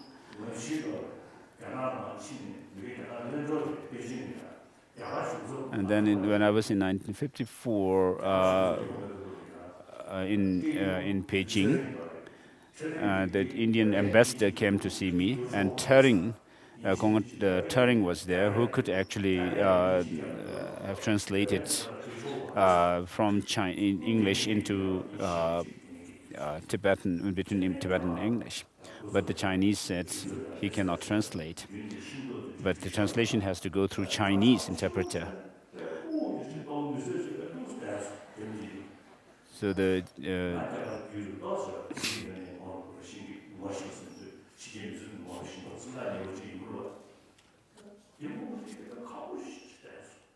Chinese leaders stood there, sat there rather solemnly. And then some people came to serve tea, and the container which had fruits on them was actually toppled. And then the Chinese, who was sitting very solemnly, had to go on his knees and pick up the fruits. So I was really amused with that. So that was really, he did something really practical at that time. So pretension is not really good. Shall I use a bad language? There was a woman, wife of an aristocrat, and she was suffering she had a bad stomach, and she actually farted in the assembly. Actually, if she had farted rather loudly, everybody could have heard. But then she farted rather in small doses of thing, 9 times. And one of the servants who was there said she actually farted 9 times.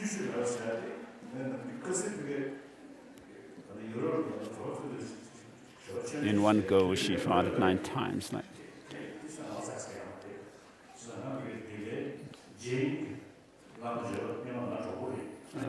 In Delhi, there was a Jain priest who was my friend, and in his memory, the followers built another temple.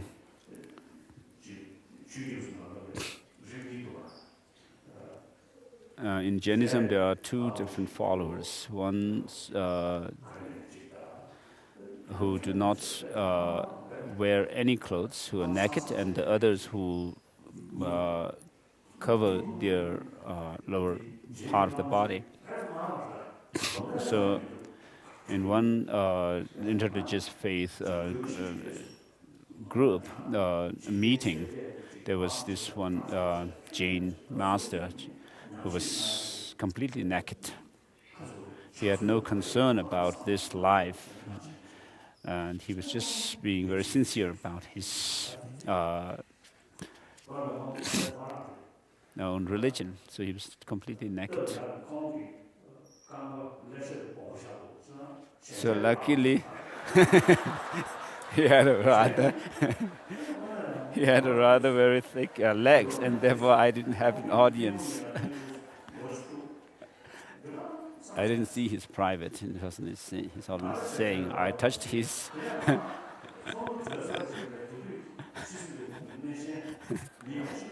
Although I didn't see his private, one of my liaison officers, Indian liaison officers, I asked him. I asked him, "Did you see it?" And he said, "Yes."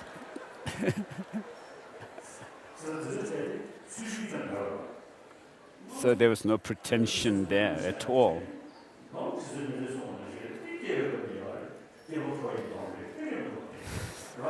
So as Jesse Miller Rebbe had also said, this is there with us right from our birth. So what's the need to be ashamed of it?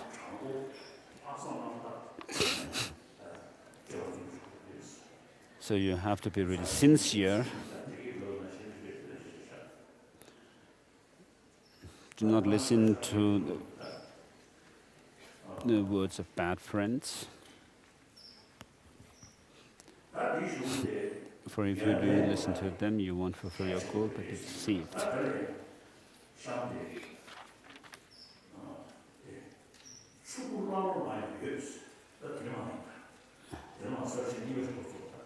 So from verse number 16 downwards, the second outline shows building up good qualities. So from the beginning down through to verse number 15, what the verses show is that you have to check before you do something. So even barbarians can be wealthy, even animals can be heroic. Those speaking in accord with reality are very rare in this world. So you have to be educated. You have to know things well in order to not make mistakes in what you say, in words and in meaning. Strive, even if you stake your life on it, to acquire knowledge and good qualities. You should not. This is not teaching us to work for wealth and money. Someone not pursuing knowledge is like a foolish beast or animals.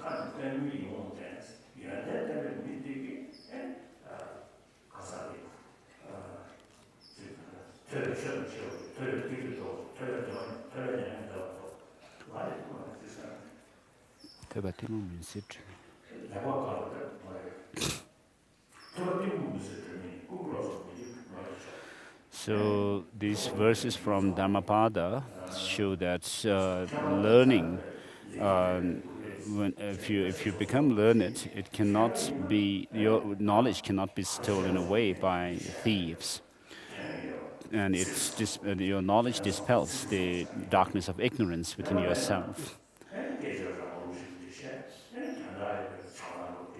If you are not able to use your brain well, then you will talk anything that comes in your mind, and makes no sense to others.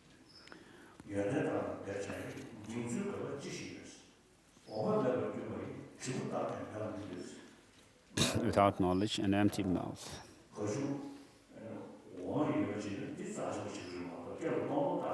You should pursue knowledge, or else what use is looking dignified. A cow that has no milk will not sell, even if you tie a bell on it. So if you're empty inside, without any knowledge and good qualities, even if you may wear great ornaments, very expensive ornaments, and so forth, it will not help you. So I saw at one time when I was in Amravati, in South India, where I gave Kala Chakra initiation, I saw some pictures of Tibetans wearing huge corals and these stones on their head and body. And I thought that what is the use of all these things? These people are all ignorant without any knowledge. But so at that time, after seeing those pictures, I said that these ornaments that we wear, huge ornaments, are no use if you lack knowledge and good qualities within. And so people have actually heeded my advice, although they have been forced to wear such things by the Chinese.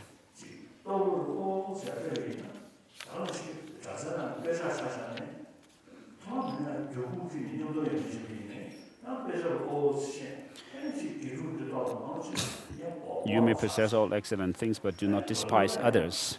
So there are people, even in monastic institutions, who may, in the beginning, be very humble, but then as they become more and more learned and have more students, then they tend to despise or look down upon their students and so forth. This should not be done.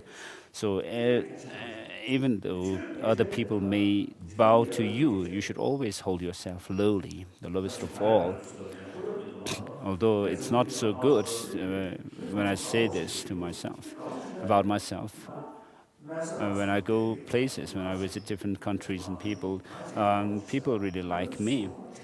I never think that I am the Dalai Lama or I am somebody special, because I only think that I am a human person, human being like others.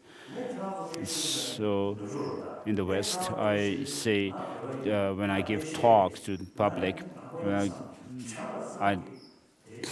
there's always a barrier. If I think that I am a Tibetan, I am a Buddhist, and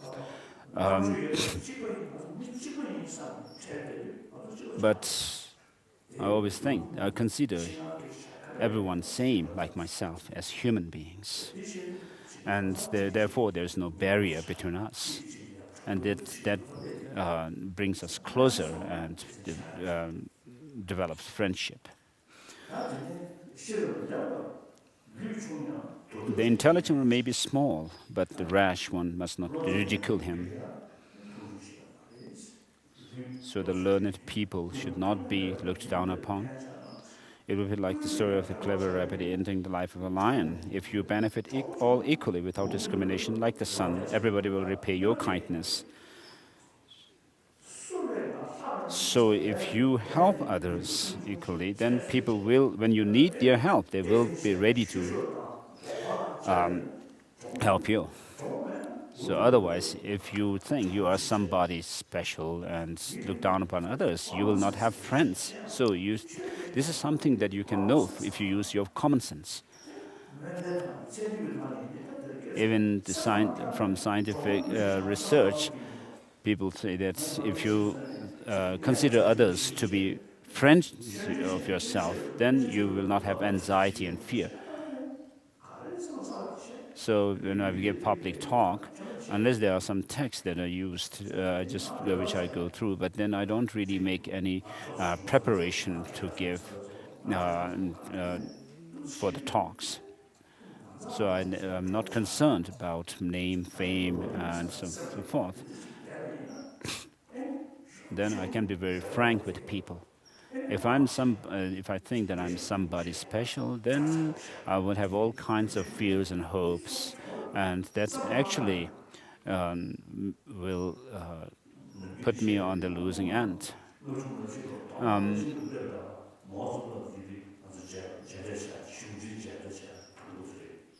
At the losing end. So in 1954-55, when I was in Beijing, I was with my two tutors, Yongzhen Rinpoche and Xijang Rinpoche, and then Penchen Rinpoche was also there, and then the Tibetan cabinet ministers were there. We had all these offerings to Mao Zedong. So the day before our audience,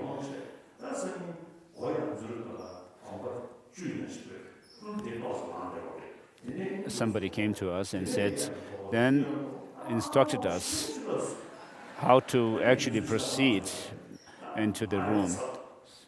And he said, when you enter the room, you have to take steps, then you have to go to the right and left, and this many steps, that many steps, and then finally you have to enter. So this gave us lots of anxiety. And Yongzhe Rinpoche was really scared. So what's the use of all these formalities? It didn't help them, the Chinese authorities themselves. When I was in 1950,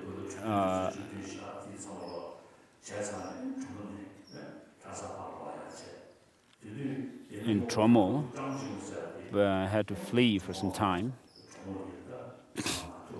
And in Tromo, the Zhang Jinlin came, the Chinese military personnel came to see us. And my elder brother, Losang Samdenla, was in another room. And he said, he told me, he peeped through some hole into where the Chinese military personnel was. And later he came to me. The Chinese military personnel was actually a human being. He had this idea that the Chinese might be someone looking like a giant or devil or something. So we were rather foolish in those days.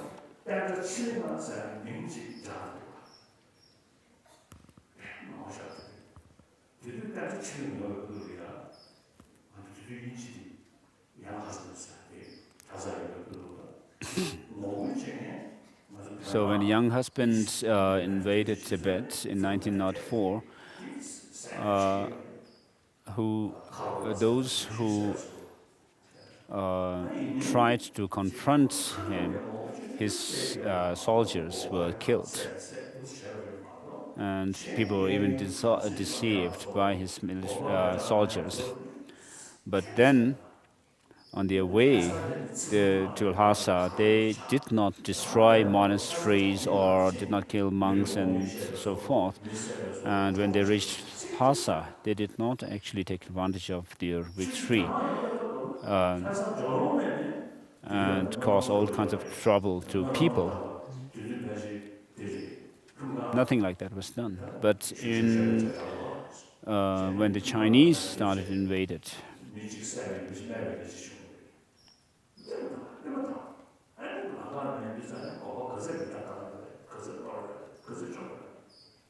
and on the way to Lhasa, how many monasteries and temples did the Chinese actually destroy all the way from the eastern border? So after the young husband expedition into Tibet, the Tibetans coined a word, Denda Chimi, which means the foreigners who were the enemies of the teaching, Buddhism. But actually, they were not the enemies of Buddhism as such.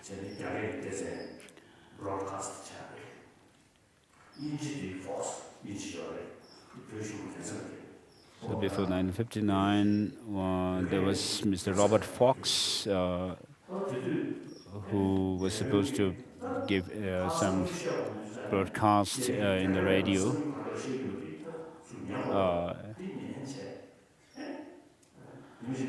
In English.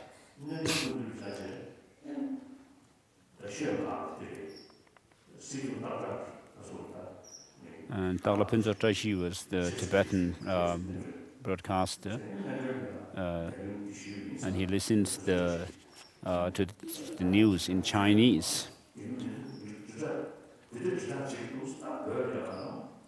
And he came to one of their cabinet ministers and about the news that he heard, and said that the situation is not good, whereas Chinese are saying all these things about Tibet. And then the cabinet minister told him, "Oh, Prince, you don't have to worry because Tibet is protected by Dharma protectors." So this shows our lack of awareness about what's going on around the world, and we were just satisfied with all kinds of um,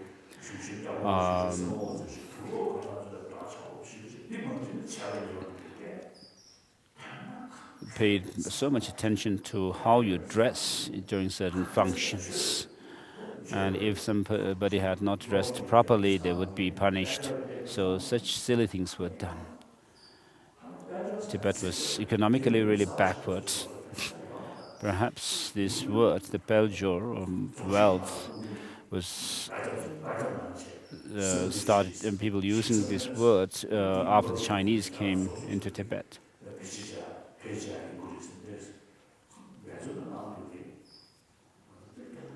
Of course, I heard the Dalai Lama had done some, tried to make innovations in Tibet, but educating people and so forth, but it was not continued. The, what was going on around the world, the reality outside was not known to Tibetans, but we were just lost in our own worlds. And then the situation, when we had the power in our own hands, we didn't use them properly. We didn't use the opportunity. We actually wasted it.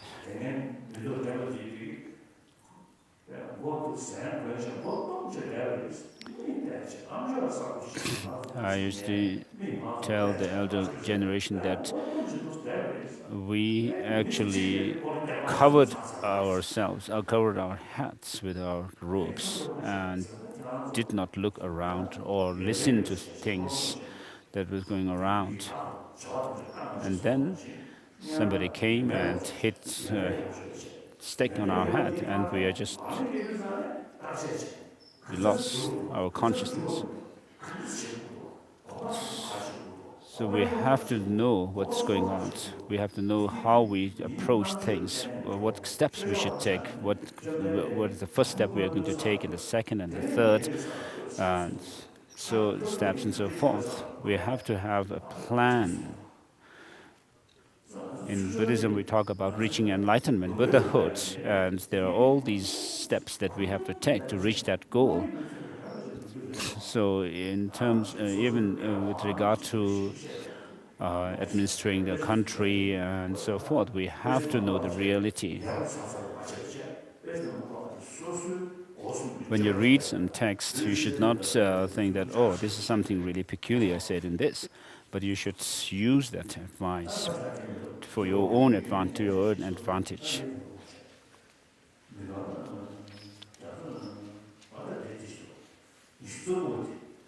29.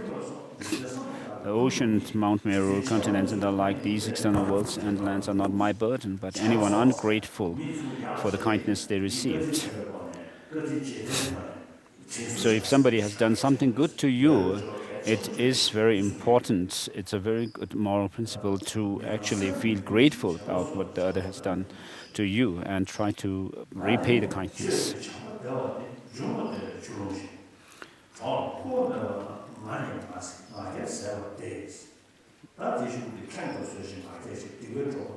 Verse number 31, 32,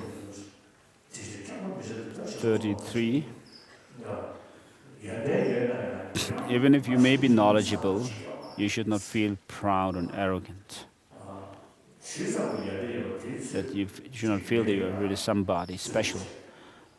The greater knowledge you have, you should be more compassionate and loving towards others, more humble.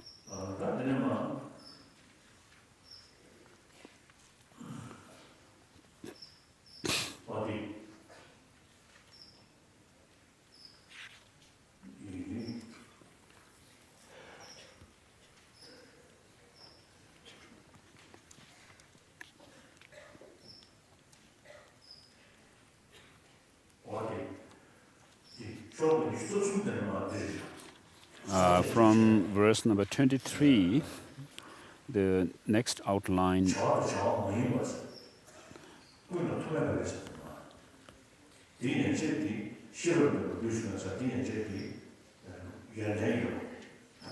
So up to verse number 22,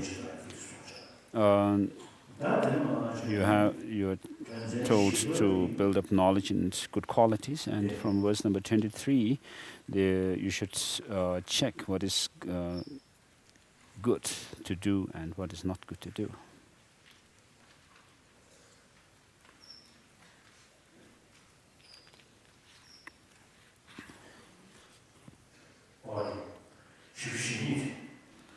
Verse number 42, from verse number 42 on page 26.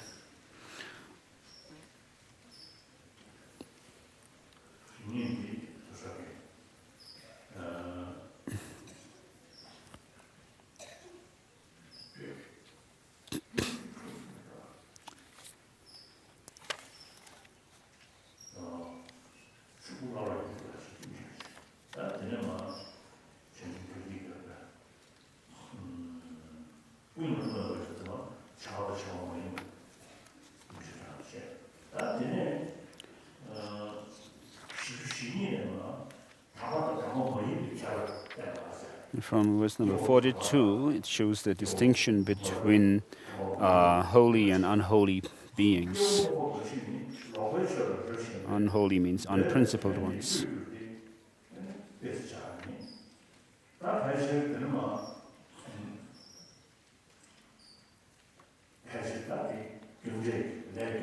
So from this verse, what is shown is the law of causality.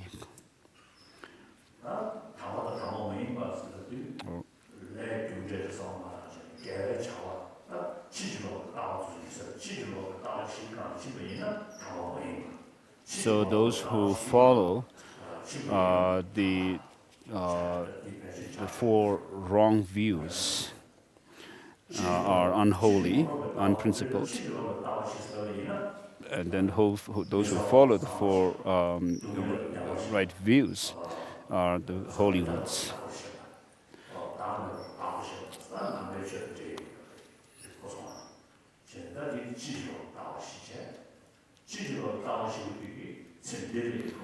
So the right views are that observing things as impermanent, impermanent things as impermanent, and the suffering nature as being in the nature of suffering, and then there's no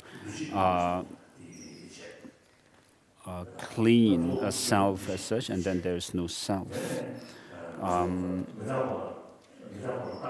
So on the contrary, if you look at or if you observe or consider things that are impermanent as permanent and suffering as not suffering or being happiness and so forth, then you have the wrong views.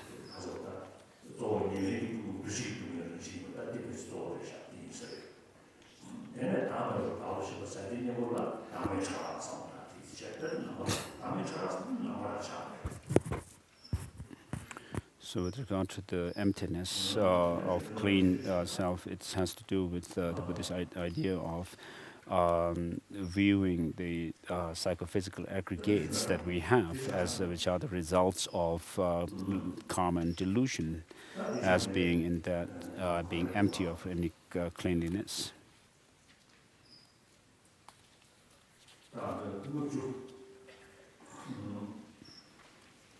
And then 56, from when verse number 56, it shows that 10 the non-virtuous actions. In verse 55, therefore, it says, "Therefore, do not think this life is endless. Remind yourself of the three unfortunate realms of existence. Refrain from the bodily deeds of the killing," and so forth. So from verse 55, the 10 non-virtuous actions, avoiding the 10 non-virtuous actions are shown. And verse number 56.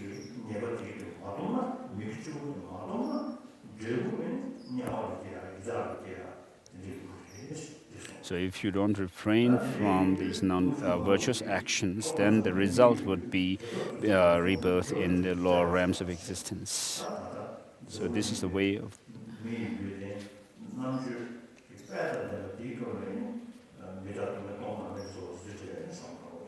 So while you have this human life, you have to use it to your advantage, thinking about or reflecting on the impermanence, the suffering nature of life, the empty nature, and the selfless nature. Verse number 60 says that.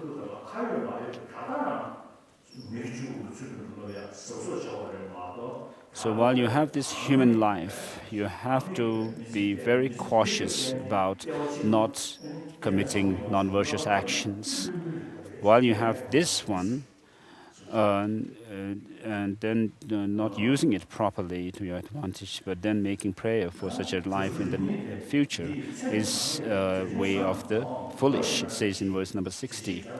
Having found this human body now, some pray to obtain it, and in the future they are fools.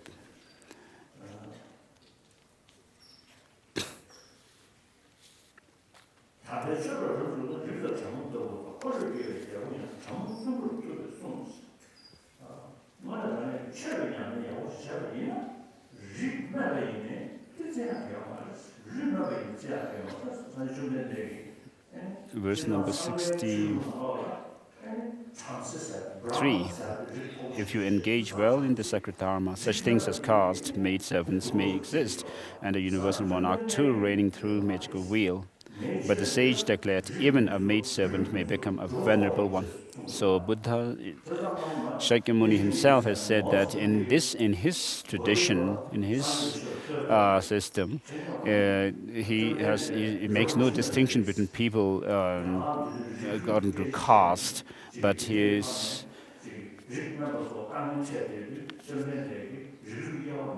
so Buddha was against the caste system. So Mao Zedong used to tell me that in the Buddhism, Buddha was a revolutionary.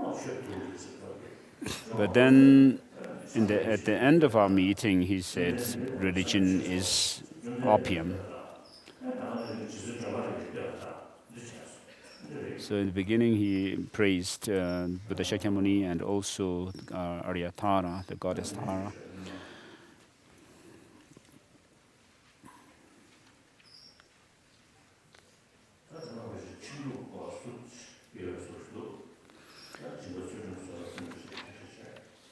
Then there is a bit, this text touches on the 6 perfections of giving and so forth. And then his complaint, the verse number 80. Now many evil people are causing the near destruction of the victorious teaching. Now disgraceful, ill-mannered people, evil, with wrong views, who are ignorant, they have felled the tree of the Blessed One's teachings. It is no more. Now the merciless, unkind abandon the spiritual way and devise their own systems. The desirous with lust do not see what lies beyond. They have forgotten the victory banner of the Dharma. It is no more. Now those difficult to tame, shameless, delighting in evil karma and hypocritical, these sinners have broken the bridge of the sages' teachings. It is no more. Now those shaven-headed for not practicing the Dharma, misbehaving, despicable, and physically disguised as ethical or hypocrites, they have destroyed the currency of the sages' teaching. It is no more.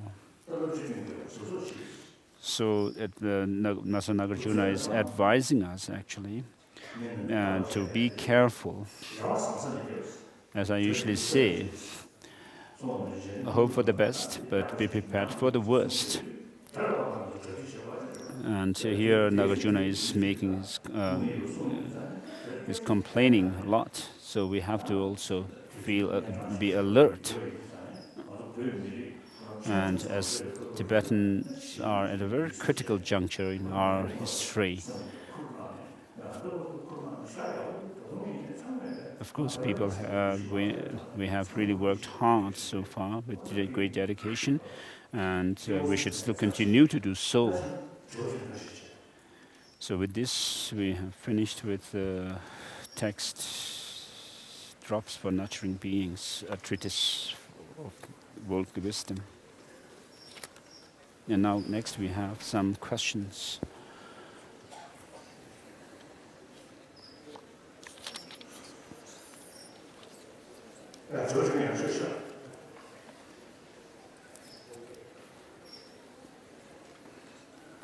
those who want to ask questions, please come to the...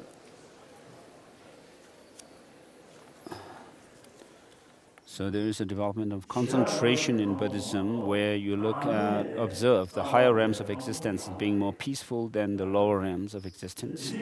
And so there is development of vipassana,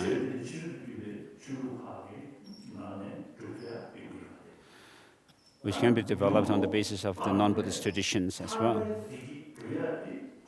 But then the liberation, the happiness in terms of the liberation from all disturbing emotions has to be done through overcoming, by realizing emptiness or selflessness.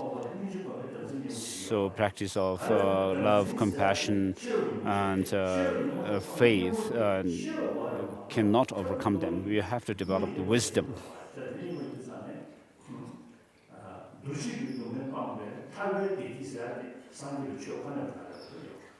So overcoming the third type of suffering, which is called the Teba.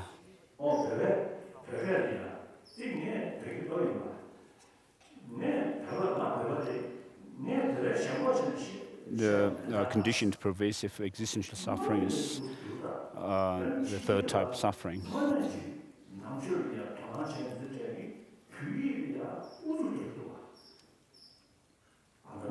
So earlier, when I talked about taking interest in our own language, I was not saying so. Edward Conze, he said.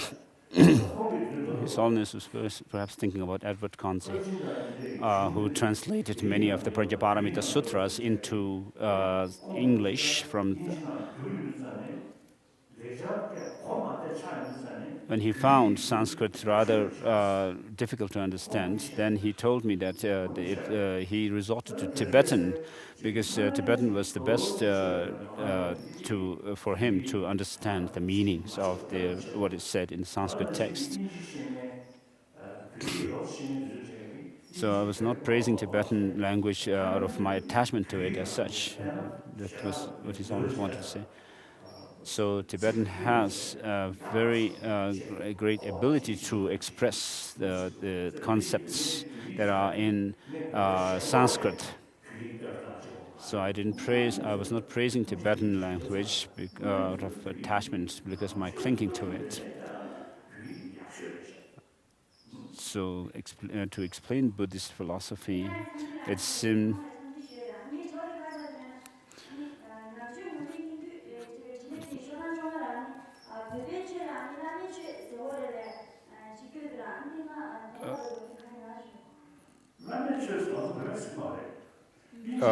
one of her textbooks, it's said that Tibetan Buddhism is called Lamaism. So why is that so? So this term actually is not used by the Tibetans, but Tibetans are responsible for somebody coining this word, coining this term. So in Tibetan society, when you have a Lama who is really learned, but people don't, the person is not sitting on a high throne and so forth, then people don't respect them much. But then there are some, the Tibetans who say that, who consider, Lamas or somebody highly revere them when they have wives and children and so forth. So I was told by some Lama that in Kham, whether a Lama is a big Lama or a small Lama, people judge them by the number of horses and so forth in their cavalry.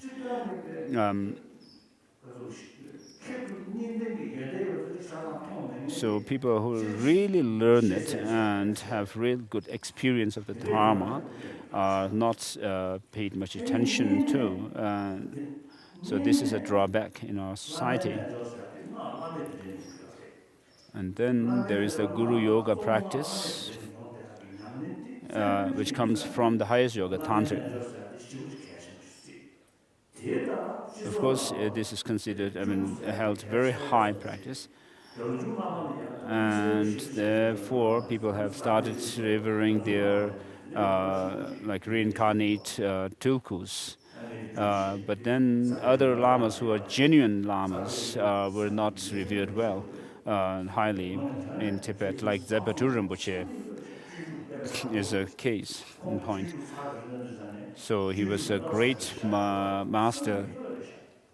When he taught the Shantideva's Bodhisattvacharya Avatara, it is said that whenever he taught this text, some flowers grew, which was called the Chunjuk flower.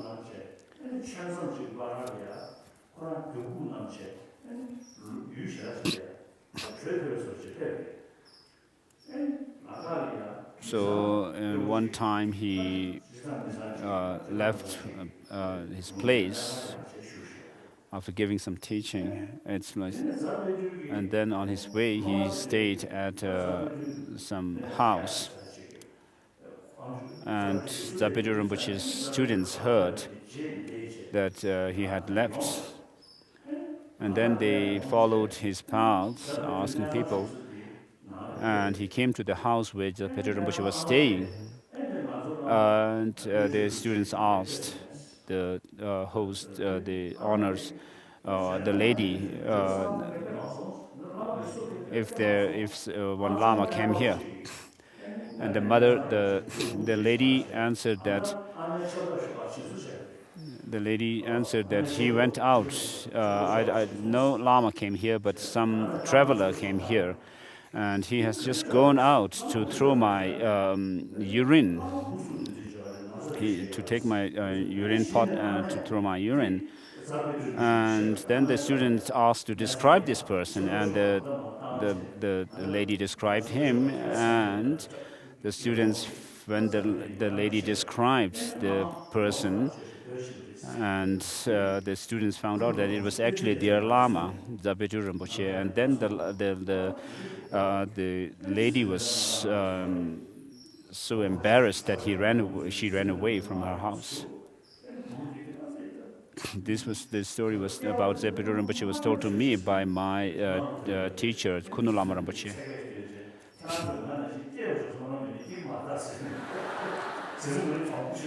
And when one time some people saw Jetsun Milarepa and made their prayer that may we not be born like this person.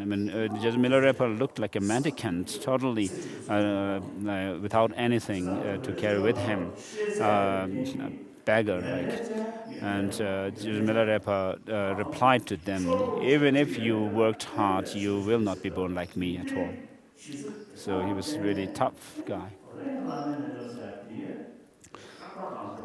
So we have the practice of Guru Yoga in our religious practice, but then people have not been able to follow the practices correctly, and therefore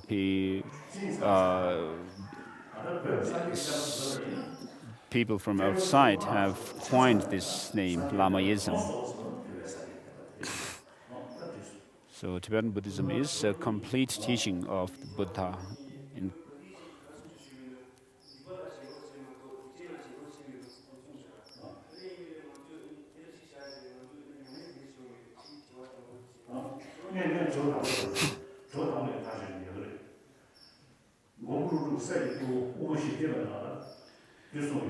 So the question was about not being attached to evil deeds and not being close to the evil sinners.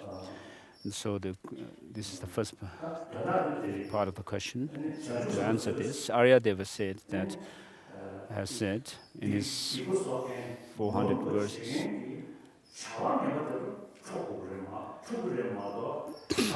the bodhisattvas should not be angry with the person who is engaging in some sinful actions, and they should not be angry at should be angry at the sin that is being done. So when we talk about forgiveness, we're not talking about forgetting the wrongdoing of somebody, but actually, what is forgiveness about is not having grudge at the person who the wrongdoer, but the wrongdoing itself has to be something. So we have to make difference between the actor and the action. We have to forgive the actor, and we have to confront and overcome the action.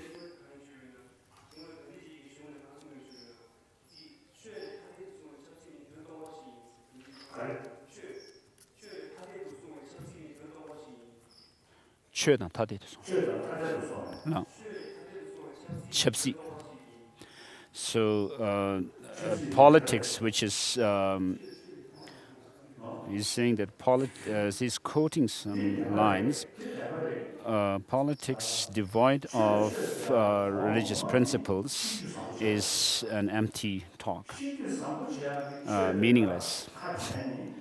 So what religion is talking about is how to make a good person, how to be a good person, principled one.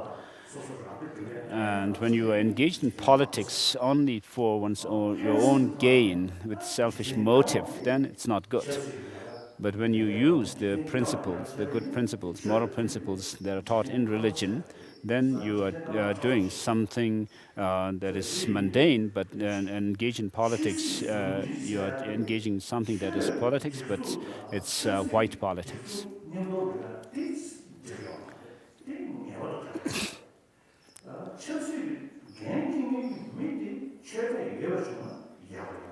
So if you have politicians who are religious, it would be better.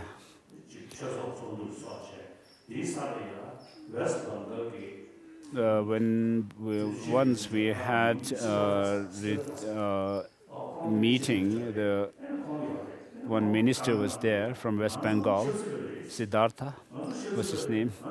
He said in the meeting that we are politicians and we don't know religion. And then when my turn came to talk, I said, the good heart, or warm-heartedness, is something that the politicians also need, because you work for people. People who work in society, if you don't act with a principle, then you'll cause lots of troubles and problems in society. So someone who is living up in the hills as hermitage may not, even if they don't do some religious practice sincerely, that they may not be able to harm society as such.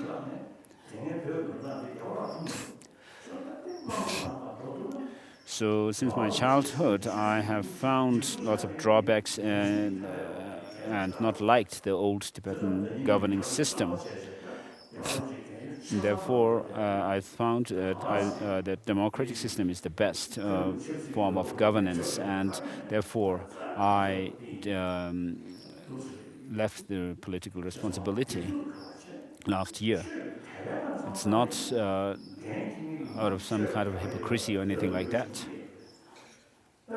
So people who are in politics, not necessarily that it's not necessary that they have to be religious as such, but they should be principled people. They must still stick to some kind of secular ethics.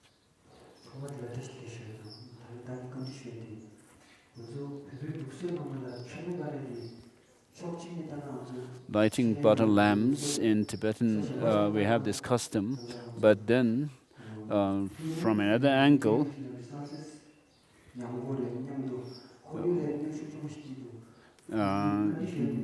lighting butter lamp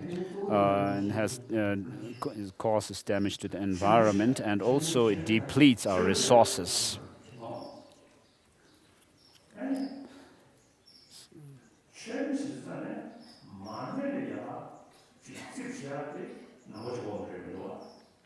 So lighting butter lamps is not something that only Buddhists do, and even the Christians do that, and Parsis do this, and also Hindus consider it very sacred practice.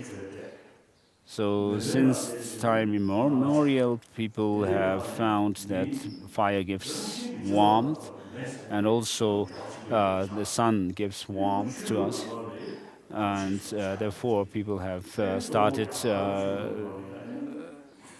considering them highly, regarding them with respect. And then in India, there is also the custom of making offerings of drinking water and bathing water and so forth, lamp, incense, flour, food, and so forth. When I was in Revalsar, Tsopeman recently, there was one Hindu priest, and I told him I would visit his temple. And when I visited his temple,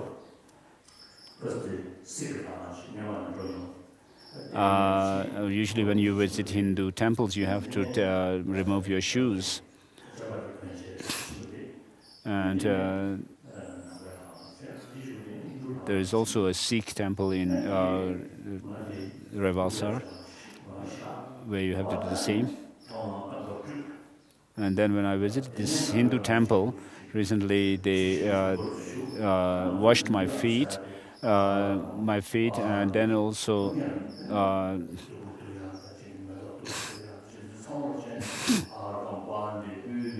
so they make all these offerings of the argampadi and so forth. There were water for drinking, water for washing feet and so forth, incense lamp. So all of these are done.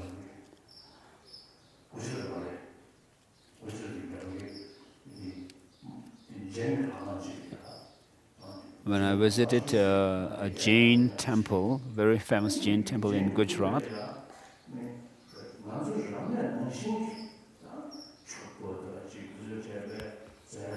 just as we do during our consecration rituals, they also do the same thing.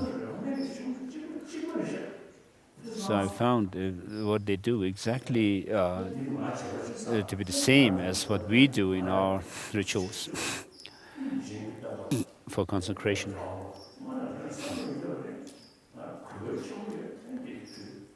So I have great respect for Mahavir, and then when they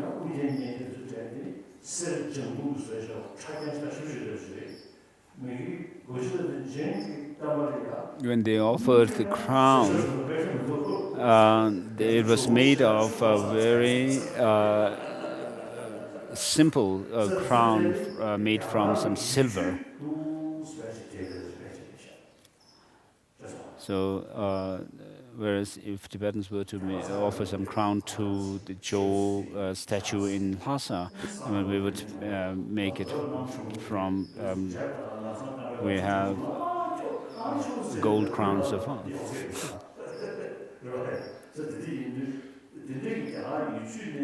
So this kind of custom was there in India. So making a butter lamp offering is there in all the different traditions. So when we talk about light, offering light, it symbolizes dispelling darkness of ignorance and illuminating the wisdom, light of wisdom.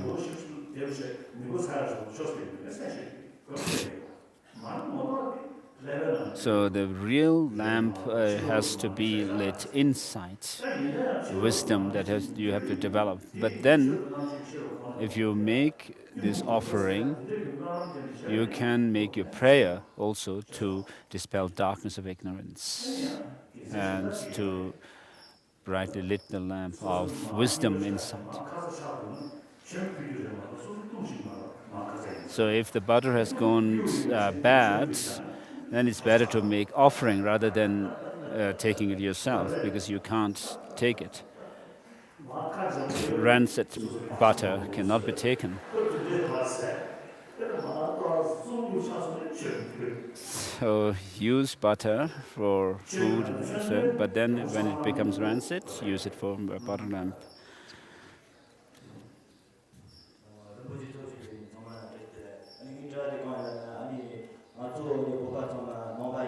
All Tibetans say that we are Buddhists. When we are students and when we study for our examination,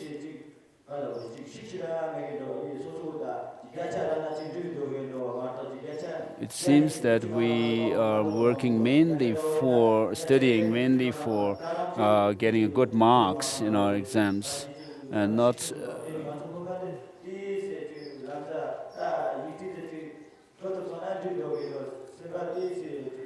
There is this mentality that people are satisfied if they pass their exams.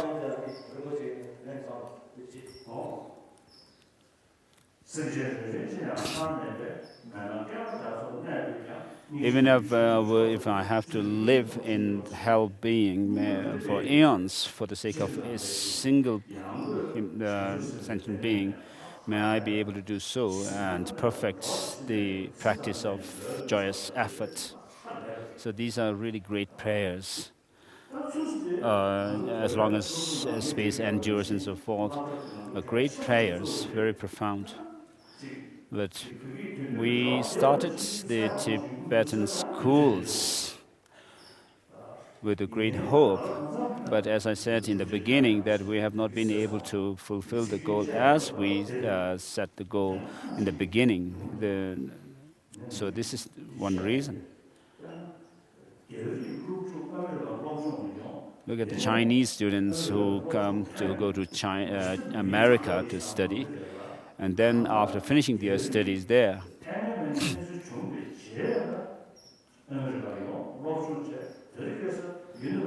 of course the Chinese are much more in number. Great. So in America, if you look in the universities, there are many university professors in America, Chinese professors in America, but very few Tibetans. So this is our shortcoming. So it's not because of Buddhism, no.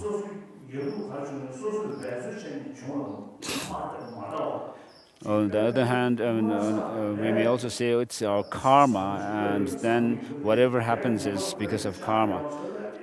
So we should not think that whatever happens to us is because of our karma. Whatever will happen to us, it will be due to our karma, and therefore we can't do much by studying. So karma means action.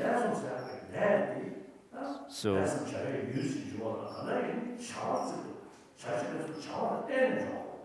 when we talk about action agent and the object acted upon, we are talking about some action there.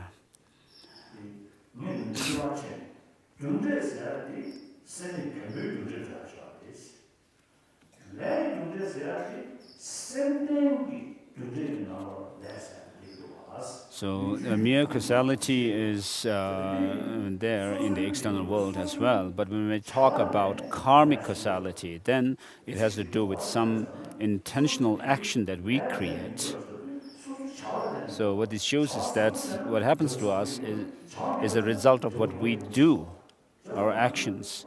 So when we do something good, there is a good effect. And when we do something bad, there is bad effect from that.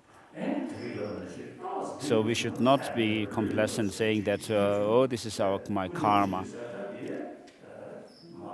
And we should not also think that when something happens, this is because of this and that deity, or when something bad happens, it is due to such bad influence from spirits and so forth. Buddha himself has said that sins of sentient beings will not be washed away by the Buddhas. And Buddhas cannot take away the sins, the suffering, and nor they can transpose their own enlightened qualities into sentient beings. But by showing the reality of things, Buddhas help sentient beings to gain liberation. So what we have done so far is just followed Buddhism as a custom. So as I said earlier, one minister of Tibet said that nothing will happen to Tibet because we are protected by all these Dharma protectors. So this is totally wrong.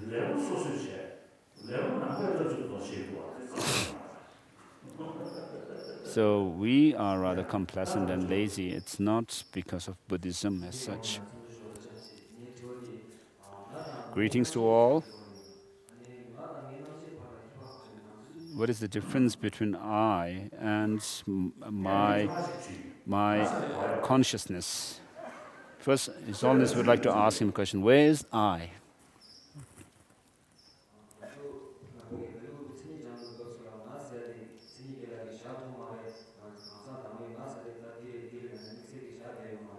When we were taught by our teacher in Bailakuppe, that the Tibetan the religious instructor said that when you have to point to the I, we cannot find it actually.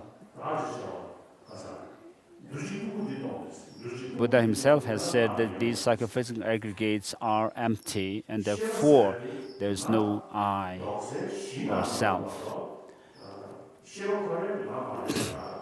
The consciousness is not the self, but it's a basis on the basis of which we can actually label an I.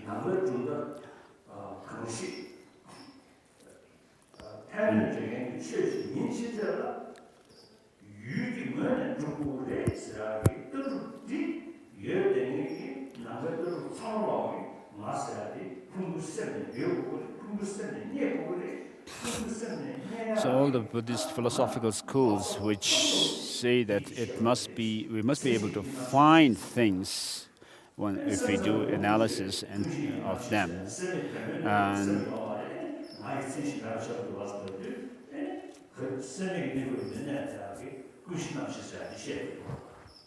And the Chittamantras talk about the alaya vijnana as the instance of I, the true I. So, apart from these philosophical systems, Master Nagarjuna and his followers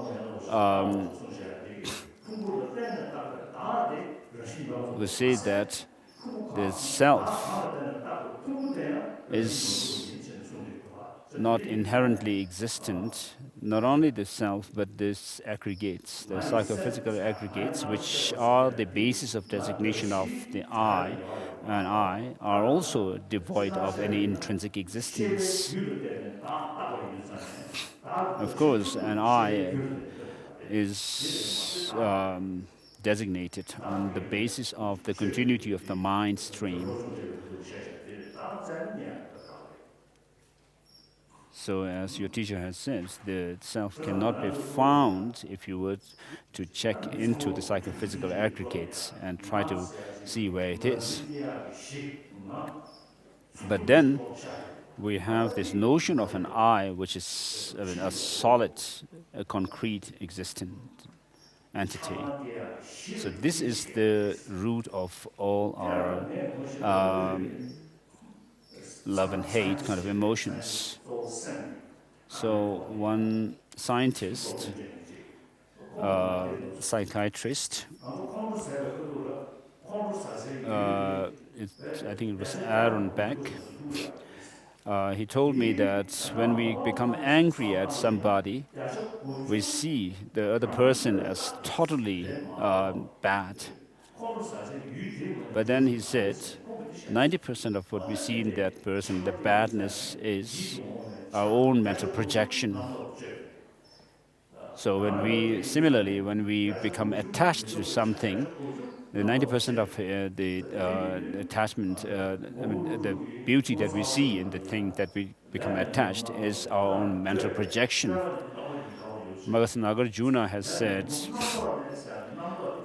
karma and delusions come from distorted view, distorted conception, which is a mental projection. So when we see something and say, "Oh, this is beautiful," it is said because of in relation to yourself. In relation to yourself, you find it beautiful because you find it beautiful to yourself, for yourself, and therefore it's beautiful for you. And all these are rooted in ignorance.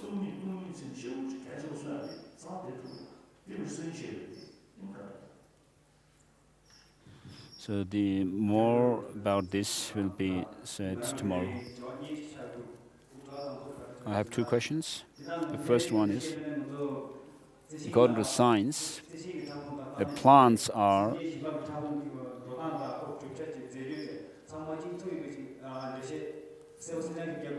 they are made up of all the same kind of cells and building blocks.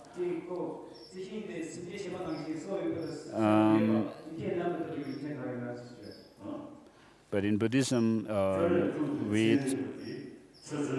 say that the plants do not have mind. Maybe the scientist that you met was somebody not so authentic kind of scientist. But scientists that I've met are really top scientists.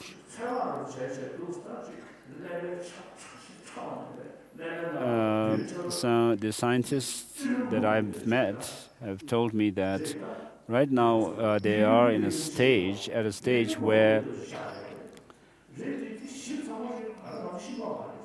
say that they do not know the complete working, the working of the brain and brain cells, I mean, in its entirety.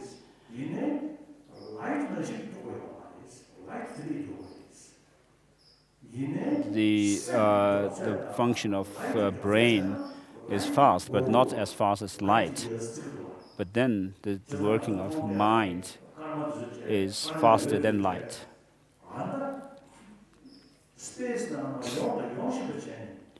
The scientific explanation that the light that we see that's coming to us has come from a star that has already become extinct.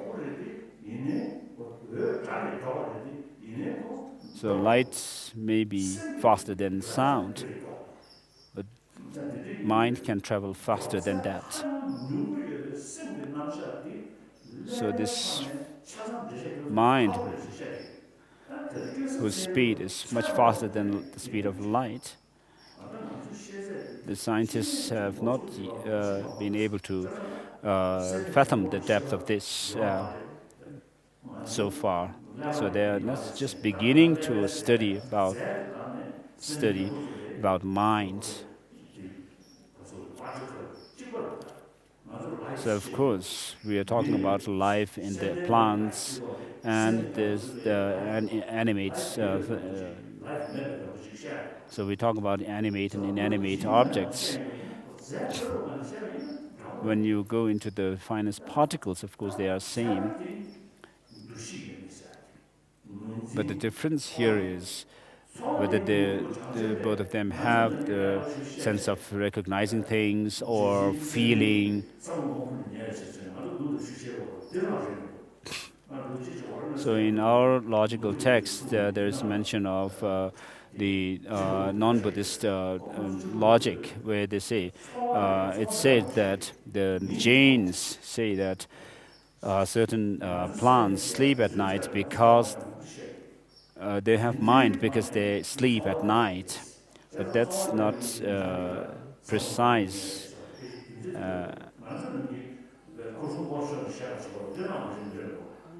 So it's not exactly the way we describe the Jain thought. They have another explanation for this. So Genrin Champa has said that if we were to, if Tibetan scholars in those days were to meet with a real non-Buddhist follower, we would have difficulty holding our position.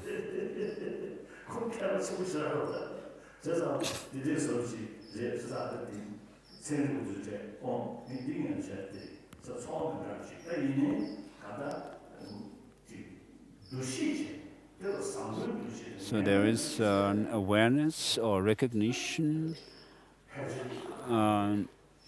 Perhaps the plants may not have it. It's very difficult to tell. But then, because of some chemical changes that are going on in the, so there's some say that if you have two flowers and one flower, when in the morning when you wake up, if you talk to it rather harshly and talk about its bad qualities and so forth, and then if you, on the other hand, if you take care of the other flower, the flower that is taken care grows much better. It is said. So there is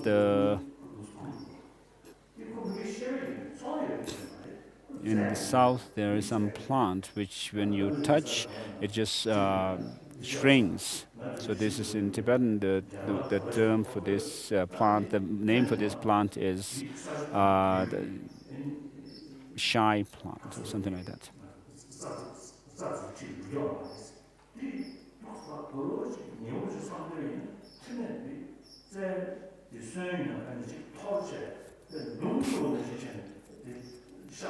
And there's another plant which, if you reach nearby, it's kind of shoots some kind of.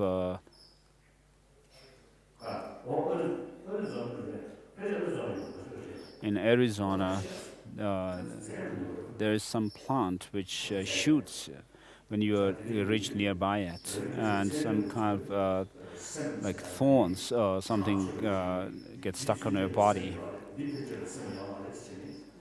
and you suffer. So it's difficult from even from scientific point of view to say that the boundary where you say this has mind and this has no mind.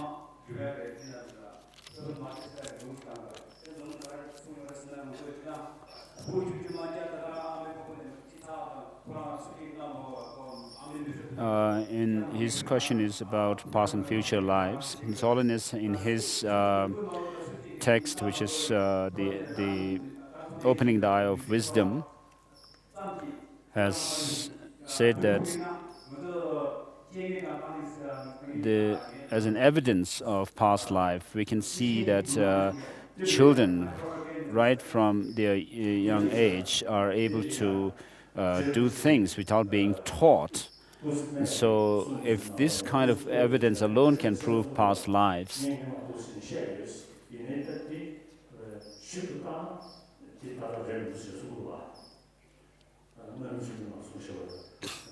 so even Tsongkhapa has said some things in the earlier, in what he has said in earlier commentaries to Indian texts were rejected later on. So perhaps I should say this.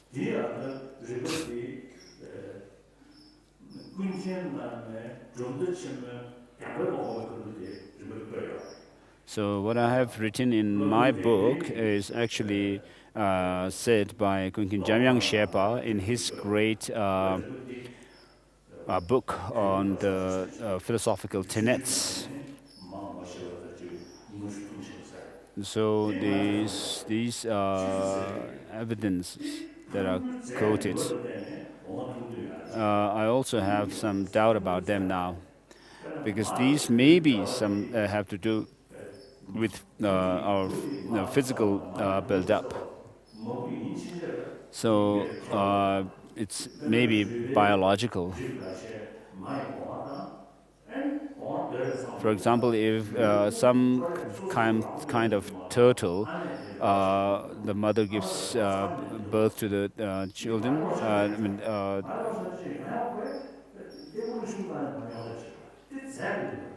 and then the children have never have any interaction with the mother. So there is no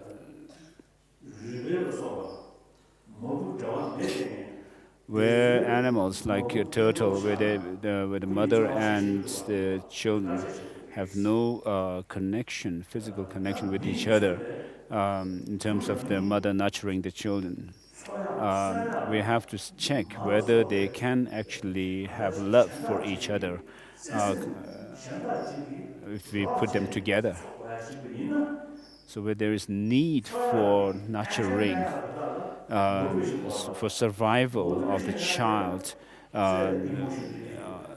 dependent on the mother, there is, of course, the biological connection between this. Even if,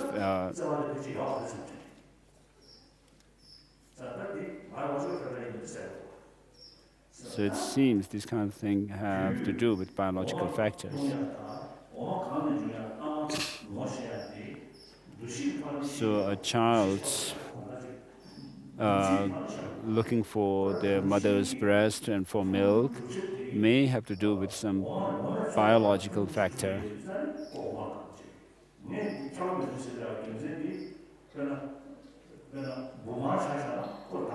If you look at the earthworm, it has to survive on the soil, so it doesn't survive on milk. So therefore, it eats earth. And similarly, the birds and butterflies, if you look at where the mothers lay their eggs and then where caterpillar,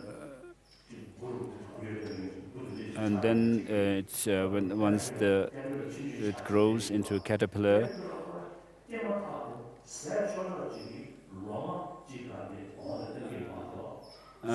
the mother lays its egg on a leaf, which the caterpillar can actually eat. And so these have to all do with biological factor. So the mother doesn't lay an egg somewhere where the leaf that the caterpillar needs is far from it. So these may be difficult. From these evidences, may be difficult to try to prove that there is past life. So if you have to use this kind of evidence that are quoted in Jamyang Shepa's great book of philosophical tenets to prove that there is past life, then of course we would have to also say that all of us have been drinking or sucking milk in our previous lives all the time, and that's not the case. But the main reasoning that should be used to prove past and future lives is has to be that consciousness cannot come from something which is not consciousness as its substantial cause. So this is the main reason to prove. So similarly, some matter has to have its substantial cause, something which is a matter.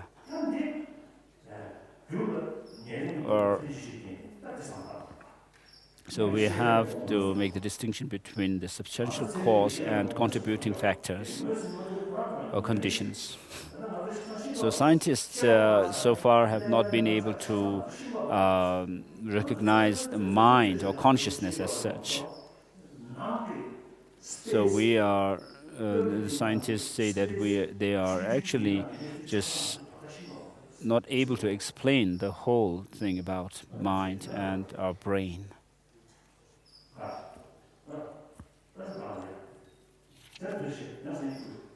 So see you tomorrow.